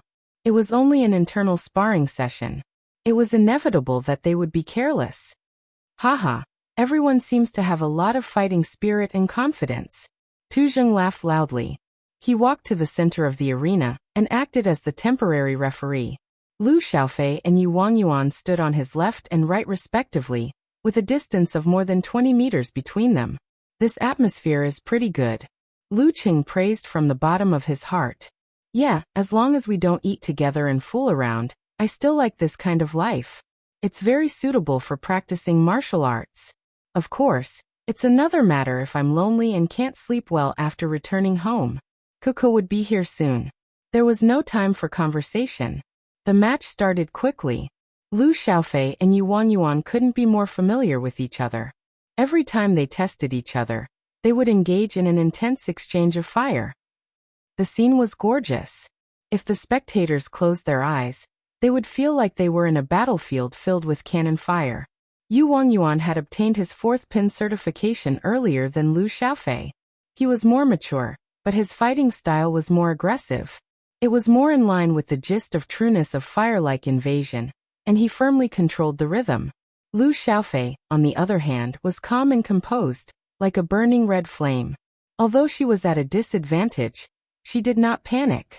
Finally, she caught the problem in the opponent's connection and launched a counterattack. Switching from defense to offense, Lu Xiaofei demonstrated her shocking explosive ability to Lu Qing and the rest. Her sacrificial explosion and force concentration stage ignited a prairie fire. Every step she took was firm and steady. Every move she made closed in, forcing Yu Wangyuan to bring out his trump card in advance. It was the purple sun that he hadn't been able to use in his battle with Lu Qing last week. The 11th move of the fire sect, Purple Sun, a simplified physical invulnerability move, Purple Sun. This was a move that was both offensive and defensive. Its execution speed would not be faster than the internal explosion, used by martial artists of the same realm, but it was a close-range defensive move. Even if there were not many openings, it could still be executed in time. The moment Purple Sun was executed, the space 5 centimeters in front of Yu Wangyuan was immediately filled with the golden red flames that spewed out from his mouth and palm, creating a vortex. The golden red flames were quickly dyed purple, trapping Lu Xiaofei's fist. Her double explosion was unable to hit her opponent, only shattering the vortex. The purple flames were like arrows, shooting outwards and messing up the situation. Yu Wangyuan seized the opportunity and regained the initiative. He controlled the rhythm and did not give Lu Xiaofei any chance to turn the tables. Even if she did the same and used purple Sunday, Lu Qing watched attentively. He realized that no matter if it was Yu Wangyuan or Lu Xiaofei, once they used purple sun, their expressions would inevitably show signs of fatigue. Their bodily functions would also decrease to a certain extent. Therefore, he had a clear understanding of the exhaustion of this simplified physical invulnerability move. After the first battle, the few of them gathered together. With Yu Wangyuan and Lu Xiaofei as the center, they summarized the battle and exchanged their views. After this matter was settled, the other three retreated and leaned against the edge of the glass that was resistant to high temperatures and attacks. Only Lu Cheng and Tu Zheng were left facing off against each other with Sun Jianlin in between. Tu Zheng smiled and glanced at Lu Cheng. He took a step back and measured the distance with his legs. When both parties were standing at their predetermined positions, he lowered his waist and extended his right hand forward. He got into a fighting stance and looked rather carefree. Lu Qing responded with a smile and got into his stance too. Before the referee could raise his hand, he suddenly saw golden red flames leaping out from his opponent's eyes. He could feel the illusory flames burning fiercely and sweeping towards him. No, they were not purely illusory. They had really heated up the surrounding airflow. As he breathed, his airway was burning and he could vaguely feel it burning. His aura interfered with reality, and his mind shone into matter. Lu Cheng's bursting aura could only affect his opponent's spirit and suppress his opponent's mind. It was impossible for him to change the real environment. Even if the degree was very low, it could only be used as a form of harassment. This was a mystical ability that could only be possessed by someone close to physical invulnerability. Impressive. He channeled his ice force and condensed crystals into the inner walls of his nostrils to reduce the temperature of the airflow that entered his body. This was to prevent the airflow from harming his more delicate and weaker respiratory system. To an inhuman, not breathing for a few minutes wasn't a big deal. However, that was under the circumstances where there was no consumption of energy or internal training. In actual combat, one couldn't hold their breath all the time in order to ensure that one's body was in the best condition. Sun Jianlin looked left and right and took 2 steps back. He swung his arm down abruptly and said, "Begin." Tu Zheng took a step forward with his right leg. It was as though the locomotive of a high-speed train was pulling his body forward. With a clang, he was not far away from Lu Cheng. The high temperature and strong wind that he created could almost blow his opponent away and burn his eyes, invading like fire. Just as he stopped, he had already retracted his qi and blood. His right arm swung out along with the eruption of a volcano. He clenched his fist tightly and the golden red flames intertwined. Lu Qing didn't do any dodging. Now wasn't the time to practice his body movement. Only by experiencing more would he be able to fit his predetermined plan. Hence, he used force concentration and placed both his feet together. He used one hand to shield his face and the other to pull back diagonally. He swung out violently. The scarlet flames that were close to white stuck to the surface of his fist, as though they were going to burn and tear apart the enemy. Bam! Tu Zheng's fist exerted force in advance and hit the empty space. The golden red flames flowed out and gathered into a ball before collapsing rapidly. Boom! The dazzling white light blinded Lu Cheng's retina. The wind and waves in front of him surged forward. The flames engulfed him like a torrential rain and flood, as though they were going to swallow him whole. The 36th move of the fire sect, Devour. Tu Zheng had used fire force to execute the Devour move that Lu Qing had asked him about last week. It was as though he was trying to prove something. Lu Qing had already thought of a countermeasure. He didn't panic. A layer of ice armor instantly formed on his face, limbs and chest. It reflected the scarlet glow and flowed with extraordinary splendor. Bam bam bam. Waves of flames hit different parts of his body like a torrential rain, melting the ice layer and turning it into water. It moistened the ground but quickly evaporated. Without this additional defense, Lu Cheng's skin would have been burned and his body would have suffered injuries. Although he could recover after a period of time through the vigorous exchange of old and new injuries, he would still feel uncomfortable for a while. After mastering the realm of encountering gods in the void, self-reflection, the 2 old scars on his body gradually faded away and looked brand new. Bam! The violent airwaves were neutralized by Lu Cheng's scorching punch. His feet didn't move an inch, and his center of gravity didn't waver. In the lake in his heart, the water froze into ice. The clarity of the ice acted as a mirror, reflecting his surroundings and replacing his eyes to grasp the situation. Lu Cheng suddenly realized that things weren't going well.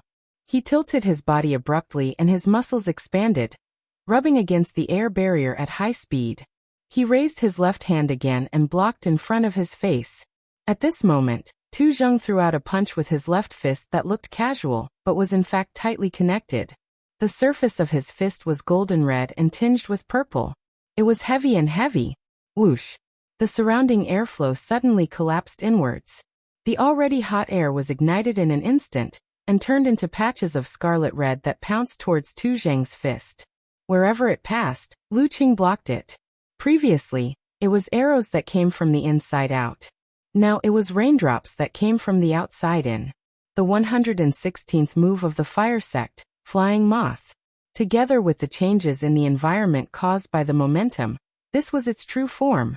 It didn't need to be prepared with continuous scorching punches like Lu Cheng. It was swift, ruthless, and dreamy. Bam! As Lu Cheng turned, he stirred up a strong wind that blew away many of the flying moths. He relied on the remnants of his ice armor and his own strength to resist the attack. Taking a step forward, Tu Zheng closed in and punched out with his right fist. It was heavy and ruthless, as though he wanted to use the visual error caused by the density of the airflow to defeat his opponent. However, when Lu Cheng used the ice mirror as the core to make an effective defense, his fire force exploded silently, giving his fist a second push. It strangely changed its position and smashed fiercely into Lu Cheng's shoulder. The use of jet spray was extremely appropriate at this moment. Captain Tu seems to be very serious today. Jia Lu muttered to herself, amused and surprised. Usually he would hold back when he fought. Swallowing and Flying Moth were all moves that Lu Cheng had asked about or used before. Does this count as half a lesson? Sun Jianlin casually mentioned. Which martial artist wasn't competitive and had the desire to suppress their opponent?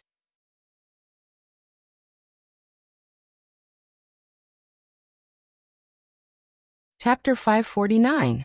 Scorching heat stacked around him as the flying moths came one after another.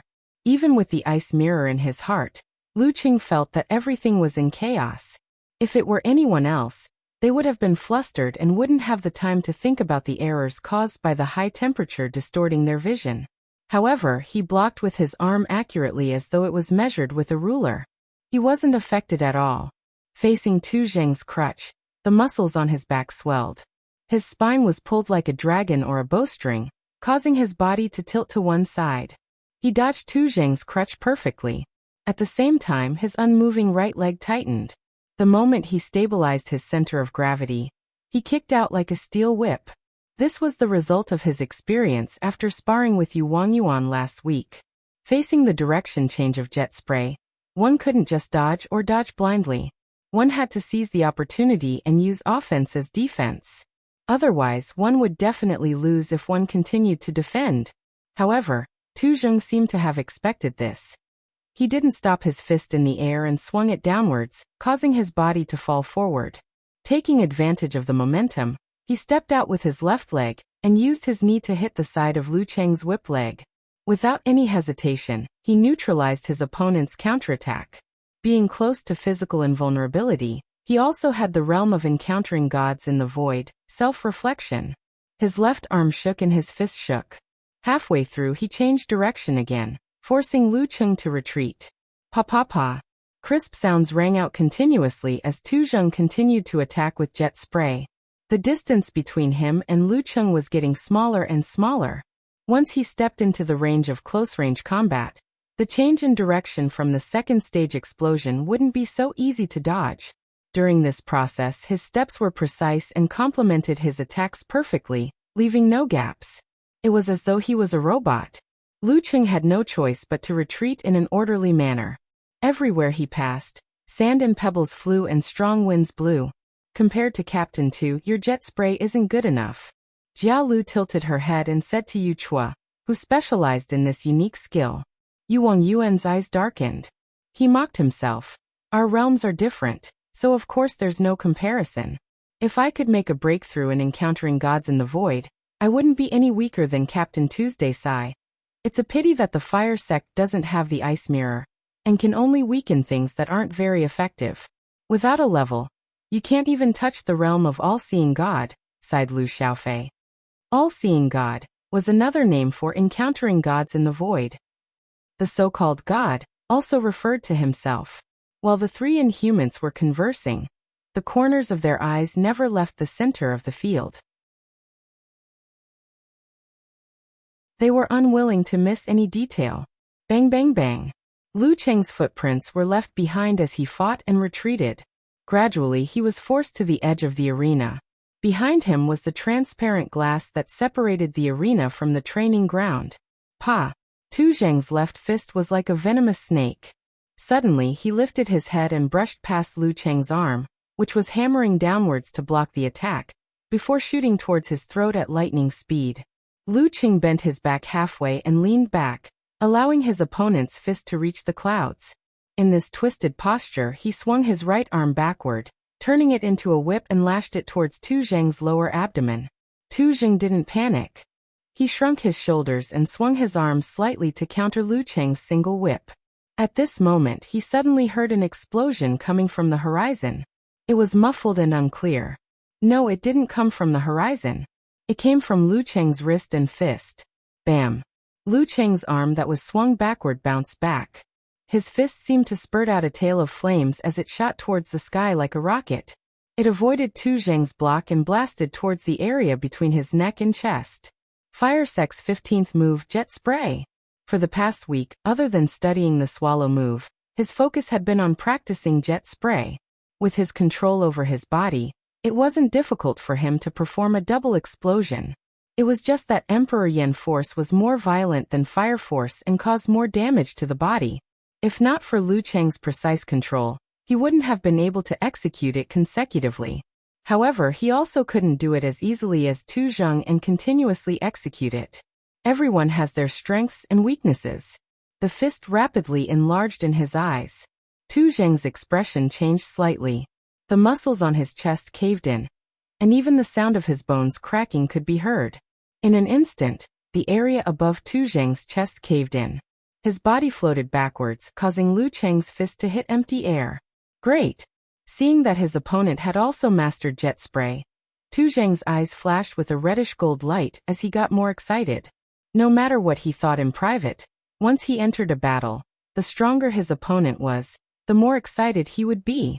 When Lu Cheng straightened his back like a spring, Tu Zheng lowered his center of gravity and gathered his chi and blood. Following the explosion of Dan force, he threw a punch forward. His martial arts suit bulged inch by inch as though there were flood dragons swimming underneath. They gathered at the surface of his fist and condensed into a reddish-gold light that rapidly collapsed inward. Fire Sect's 36th move, Swallow. Seeing this, Lu Cheng straightened his back and followed up with force concentration. Using Dan equilibrium to guide the flood dragons, he threw a punch forward. The reddish-white light turned into a ball of flames and instantly contracted. It was the same swallow, but a different force. The appearance of the white ball of flames was heavy and heavy, pulling Tu Zheng's reddish-gold light. Boom! Light exploded and illuminated the entire arena. More than half of the formed shockwaves surged towards Tu Zheng. Flames shot out continuously like rain and hit the waves one by one. Just like how Jet Spray was more suitable for Fire Force, Swallow was a perfect match for Emperor Yen Force. It was slightly better than Fire Force and had a slight counter effect. Using Dan equilibrium as a guide, Lu Cheng had greatly reduced the gap between him and Tu Zheng in terms of level, experience, and proficiency. Using the Swallow style in front of Emperor Yen, this is my chance. Lu Cheng's muscles bulged and he pushed his body forward, stirring up a strong wind that accelerated the flow of flames. Tu Zheng raised his left hand and blocked in front of his head. His muscles bulged like a balloon and pushed outwards to offset the shockwaves and deflect the arrows of flames. Bam bam bam. His clothes were torn apart by the reddish-red flames. Scorch marks appeared on his skin one after another. Lu Cheng took the initiative to slow down his pace. While his opponent was defending passively, he visualized Emperor Yin in his mind. His core was the heavy Virokana. This Virokana wrapped around the Virokana crashed into the boundless cold. Mutated version of severe warning. Lu Qing took half a step forward and punched out from his waist with his left fist. Everywhere it passed, the colors seemed to darken. Tu Zheng's eyelids twitched. His eyes immediately turned reddish gold and were dyed purple. Phew! He raised his palms and opened them in front of him. Faint purple flames gushed out and intertwined with the flames in his mouth, forming a dreamy whirlpool that blocked Lu Cheng's punch. Fire Sec's 11th move, simplified physical invulnerability, Purple Sun. Poof! Lu Cheng's gloomy left fist was like a fire extinguisher. As soon as it hit the purple vortex, it dissipated into thin air. There was no follow-up jet of counterattack. Boom! Gloomy darkness exploded and purple sparks flew everywhere. Tu Zheng's body swayed and retreated more than 10 meters, as though he was trying to catch his breath. Lu Cheng's qi and blood circulated and stimulated his body. Using the simplified attainment formula, he caught up with Tu Zheng and raised his right fist. In just a few seconds, the offensive and defensive positions were switched. Seeing this, Lu Xiaofei and the others were slightly stunned. They had a deeper understanding of Lu Cheng's cruelty. Seeing that Lu Cheng was closing in on him, Tu Zheng's eyes narrowed. His reddish gold eyes painted a complicated picture.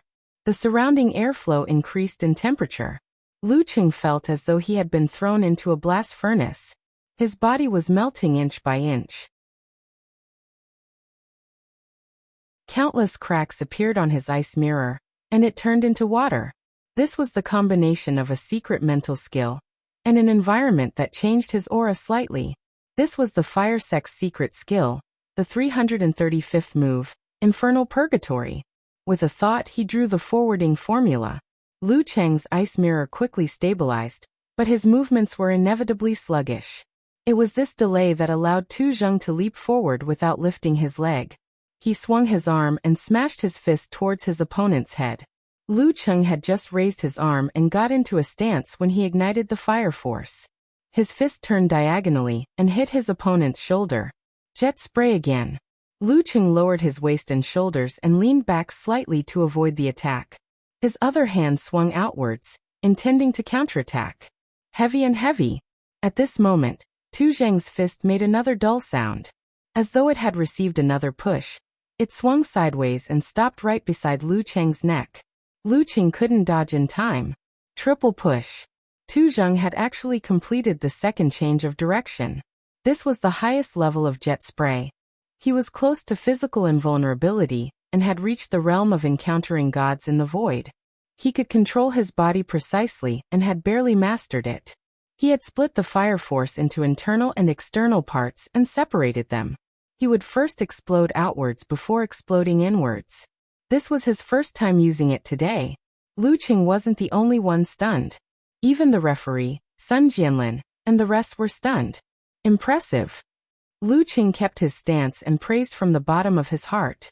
As expected of a mighty one who was close to physical invulnerability. You're not bad yourself.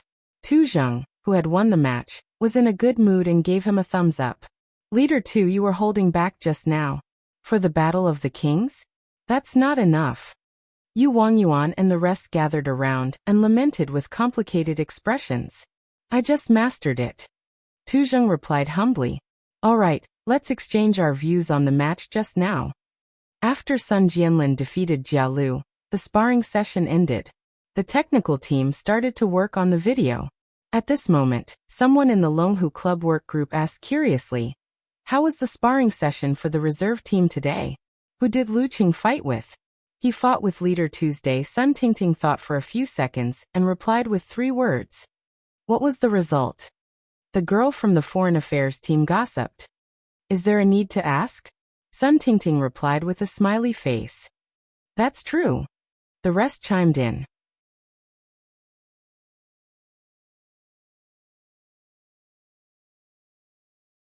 Chapter 550. The staff of the Longhu Club weren't surprised that Lu Cheng lost to Tu Zheng. On the contrary, they felt that it was only natural.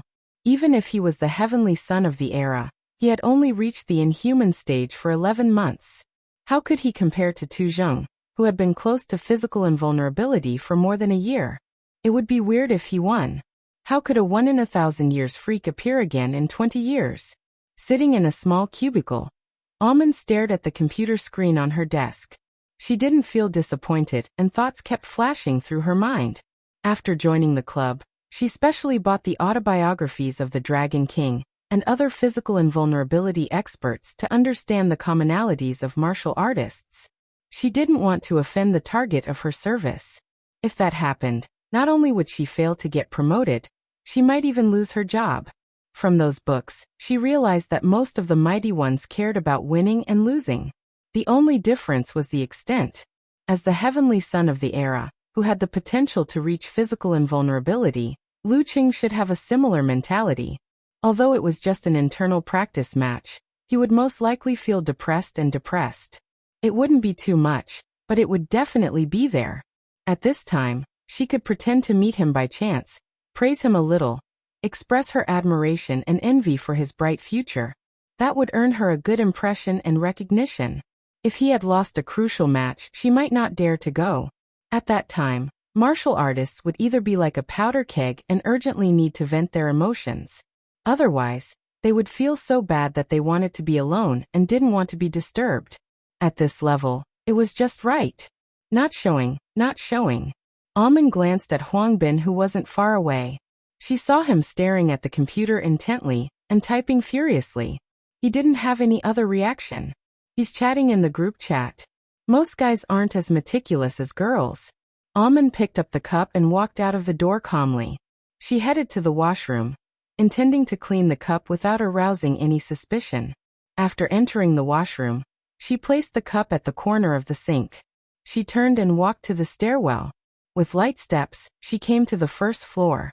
Outside the reserve team training ground in the northwest, Almond had just arrived when she saw Lu Qing. She was delighted. Just as she was about to speak, she realized that he had turned into the dance stage training room and closed the door with a bang.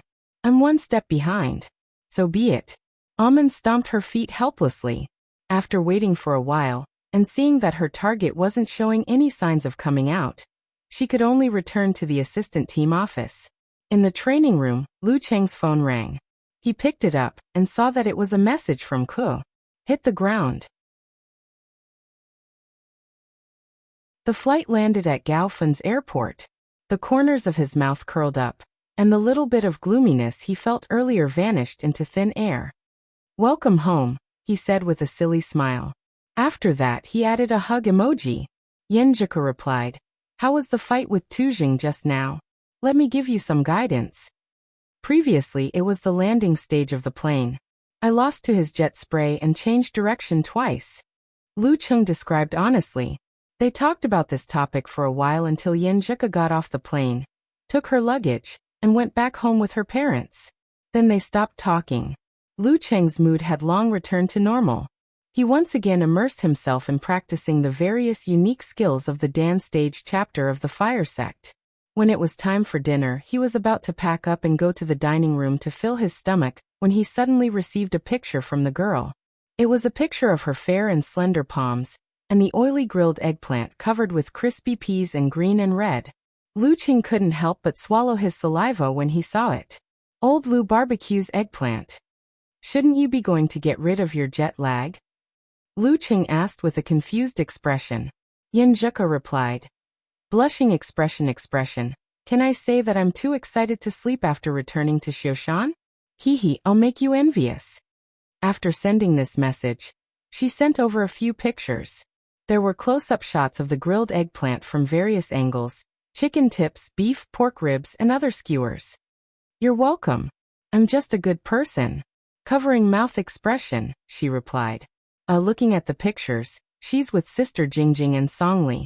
Lu Qing flipped through the pictures one by one. Suddenly he laughed and replied.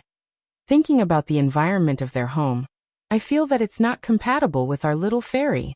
Old Lu's barbecue shop wasn't dirty, but similar places were inevitably a little greasy and messy. Who's going to bring me to a roadside stall to eat dumplings, noodles, steamed dumplings, and etc.? Yenjika replied. You're the one who led me astray. It's you. Lu Qing couldn't help but laugh. He wasn't in a hurry to go to the dining room. Instead, he leaned against the wall of the training room and typed a reply with both hands. After joking around for a while, Yen Zheka replied with a red heart emoji. I'm going to eat. Without waiting for Lu Cheng's reply, she added, I heard from the lady boss that this place is going to be demolished. They have to move. Move to where? Lu Qing asked with concern. It's not decided yet. Anyway, Songli added her WeChat. We'll know when we ask. Yen Zheka exhaled and said, It's a little complicated. Their home has been here for so many years, as if it will never change. But in the end they still have to move. Yeah, everything in my memory is no longer the same as before. Lu Qing chimed in. In the poem, the peach blossoms are still the same, but the human face is no longer the same. But sometimes it's not just the human face, but the peach blossoms are also different. All the memories will settle in the mind and can't be traced back. After exclaiming a few words, Lu Qing changed the topic and asked casually, Where did Sister Jingjing decide to go in the end? Xing Jingjing had graduated this year.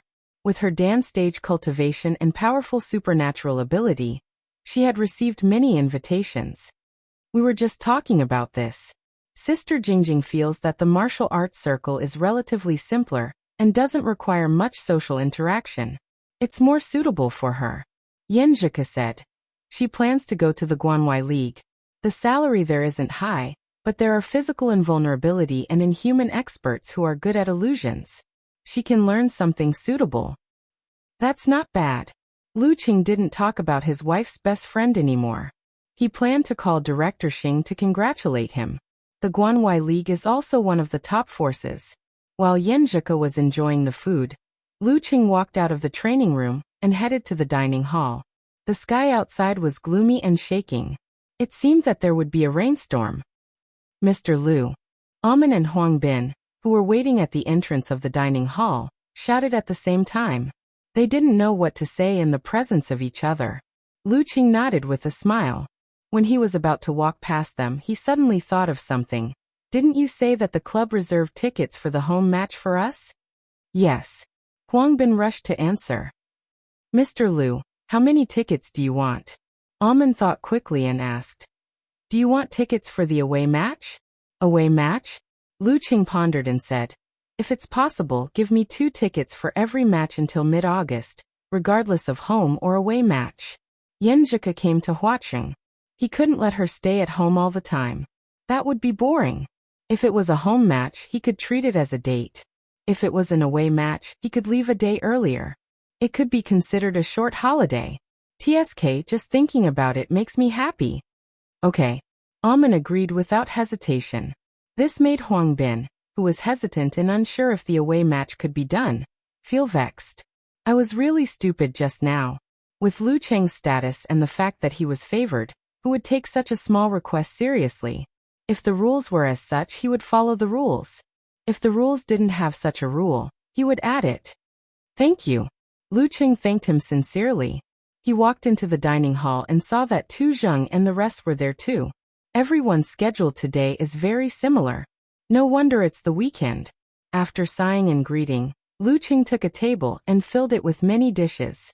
Halfway through the meal, Zhang Shouyan from the Foreign Affairs team came in hurriedly. After looking around, he pushed his gold-rimmed glasses and said, Just in time. Since everyone is here, I have something to trouble you with. What is it?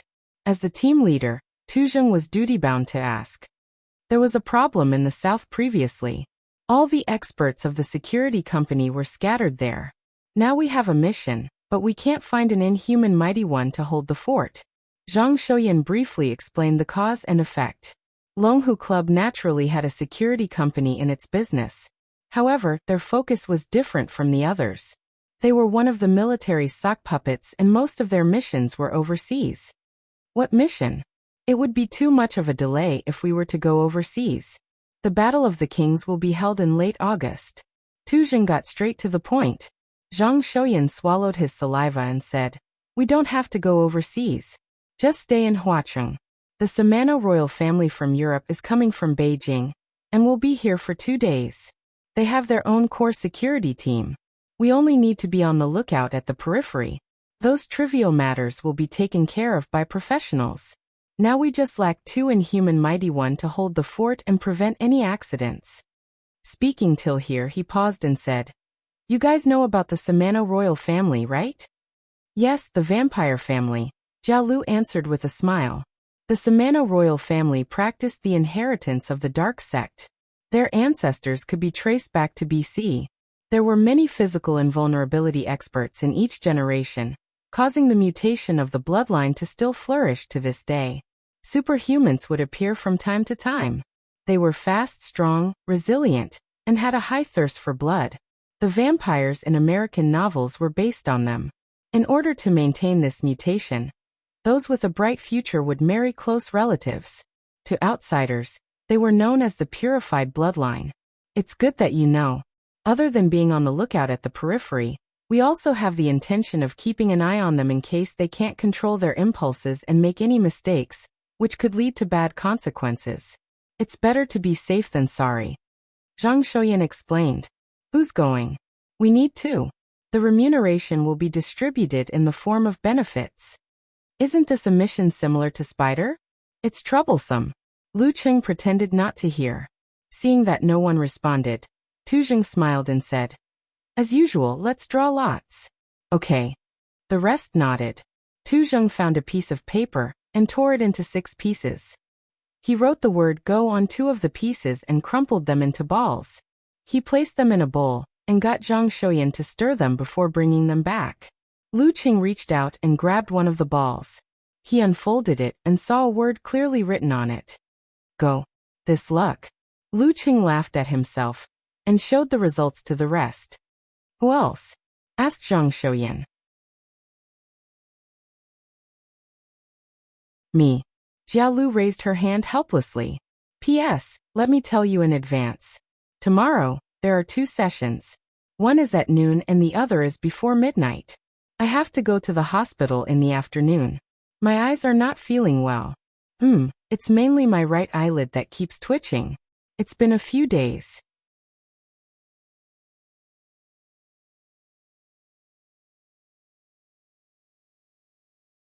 Chapter 551.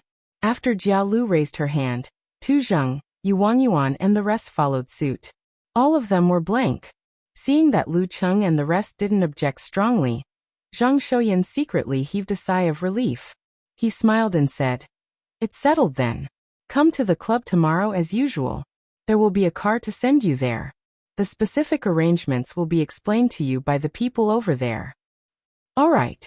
Since he had joined the Longhu Club, Lu Cheng was mentally prepared for such missions. Furthermore, it wasn't a dangerous mission since it only lasted for 2 days during the weekend. After seeing Zhang Shouyan off, he picked up his phone and told Yanjika about his bad luck. Yanjika quickly sent an emoji of covering her mouth and said, I'm not laughing. Lu Qing smiled, covering face expression and sighing expression. Cuckoo, you've changed. You weren't like this in the past. You only knew how to comfort me. When did you learn my lines? Yanjika sent an emoji of sitting blankly. After chatting for a while, Lu Cheng threw his little gloominess to the back of his mind. While eating, he searched for information on the Samano royal family and had a heated discussion with his wife. The next morning after his training, he arrived at the club in the familiar SUV. He saw Jialu in black loose-fitting clothes.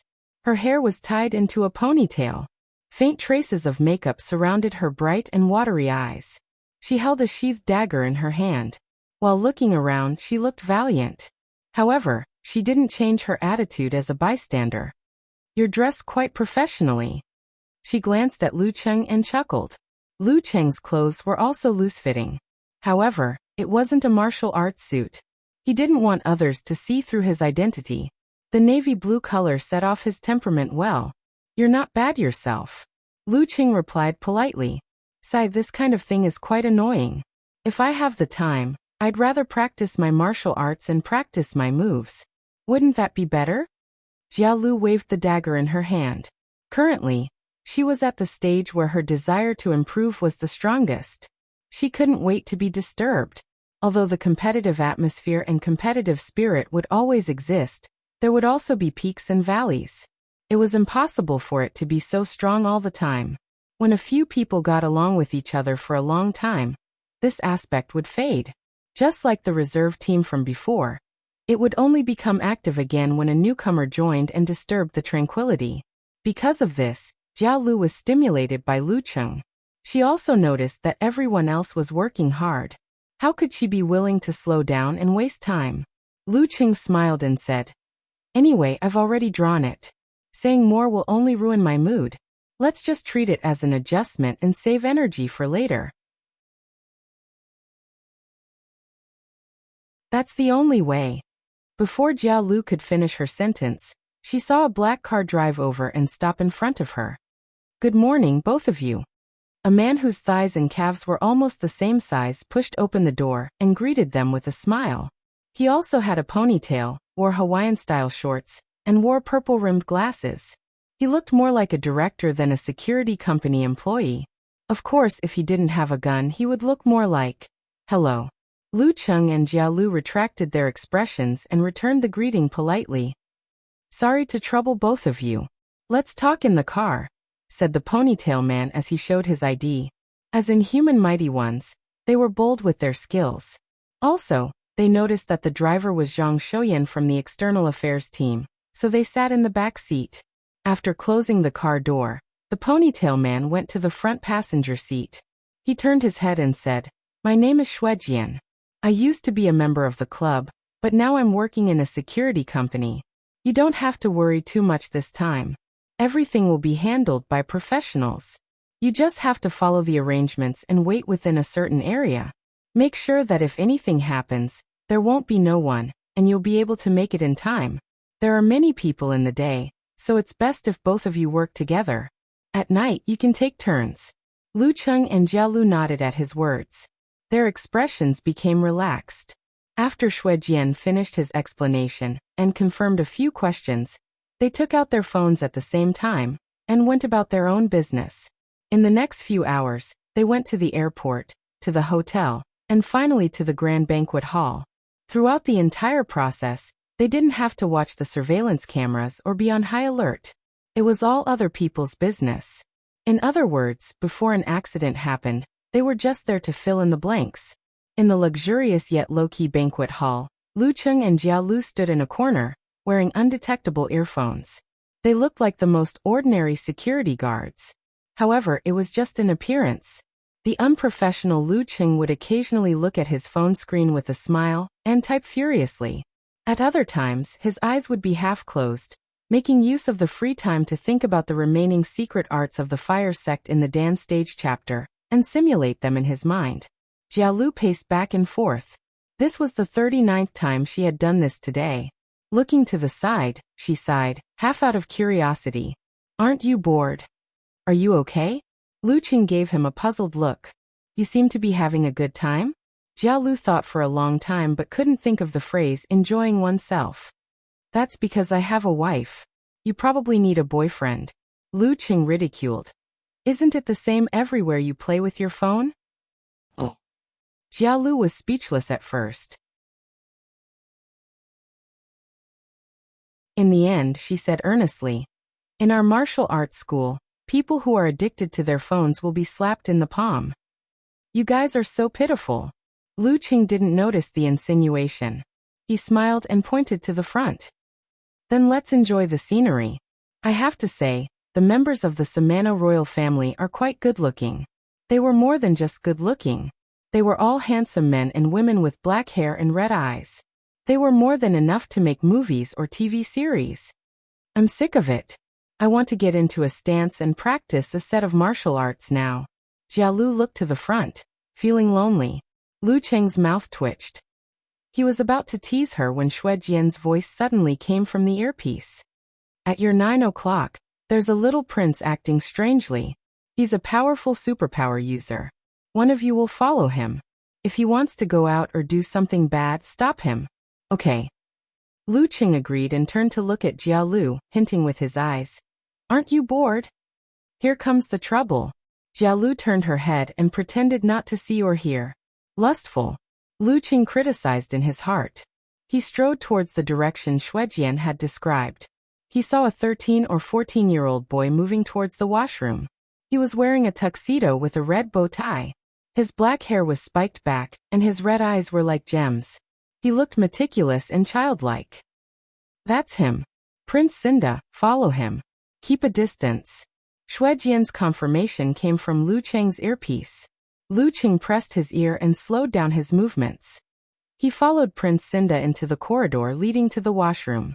After a few steps, he saw Prince Cinda's ears twitch. He suddenly turned and stood in the shadows outside the washroom. His body quickly darkened as if he had blended into the shadows. But that was only relatively speaking. Prince Cinda's silhouette could still be seen at a glance. He stood there motionless with his shoulders shrunk. It was as if he had turned invisible. Do you think I'm King blind? Lu Qing was confused. He thought for a while and walked over. He smiled and spoke in a foreign language. Hello, this is the women's washroom. The men's washroom is a little in front. Prince Cinda's figure gradually became clearer. He was stunned. You can see me? I'm not blind. For a moment Lu Qing was speechless.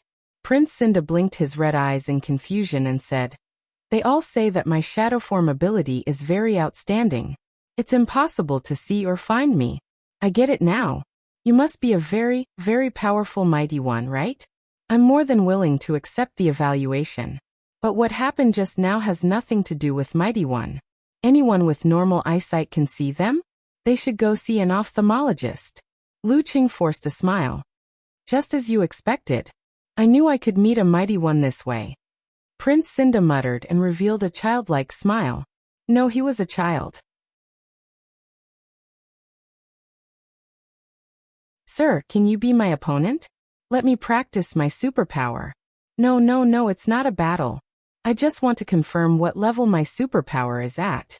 My family, my friends, and my servants are all very polite to me. I always feel that I'm not very sure. Sir, is that okay? Lu Qing was stunned. He spoke into the mini walkie-talkie on his collar. Incoming. What's the situation? Shuejian became nervous.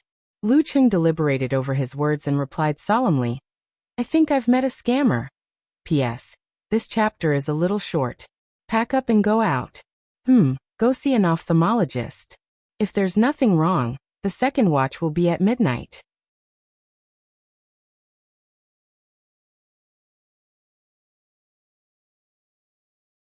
Chapter 552. What? On the other end of the walkie-talkie, Shuejian was confused. He almost shouted, Speak human language. Lu Qing repeated his explanation. The little rascal is acting strangely, because he wants to find someone to spar with. Hurry up and find your parents. I'm not in the mood to play with him. Although it's not a bad idea to see the dark sex legacy, this isn't the right place. Understood. Shuejian replied after a few seconds of silence. He first informed the head of the Samano royal family's security team, before waiting for further instructions. Seeing Lu Qing mumbling something that he couldn't understand, little Prince Cinda's eyes suddenly deepened, turning from blood red to dark red. Circles of ripples spread out from his eyes, like the surface of a calm lake repeating itself over and over again. It made Lu Qing feel as though he was staring at a pendulum swinging left and right, or the hands of a clock ticking away. His mind became more and more empty, his thoughts scattered, and his eyelids became heavier and heavier, as though he had fallen into a dream.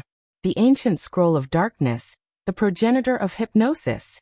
Noticing Lu Cheng's eyes becoming unfocused, Prince Cinda couldn't help but smile. He issued an order in a low voice. Turn back. Lu Qing didn't move and continued standing there. Turn back. Prince Cinda raised his voice, but Lu Qing remained as steady as a mountain. He didn't move an inch. What's going on? Prince Cinda looked over and saw that Lu Cheng's eyes weren't focused, but there was a sense of superiority in the depths of his eyes.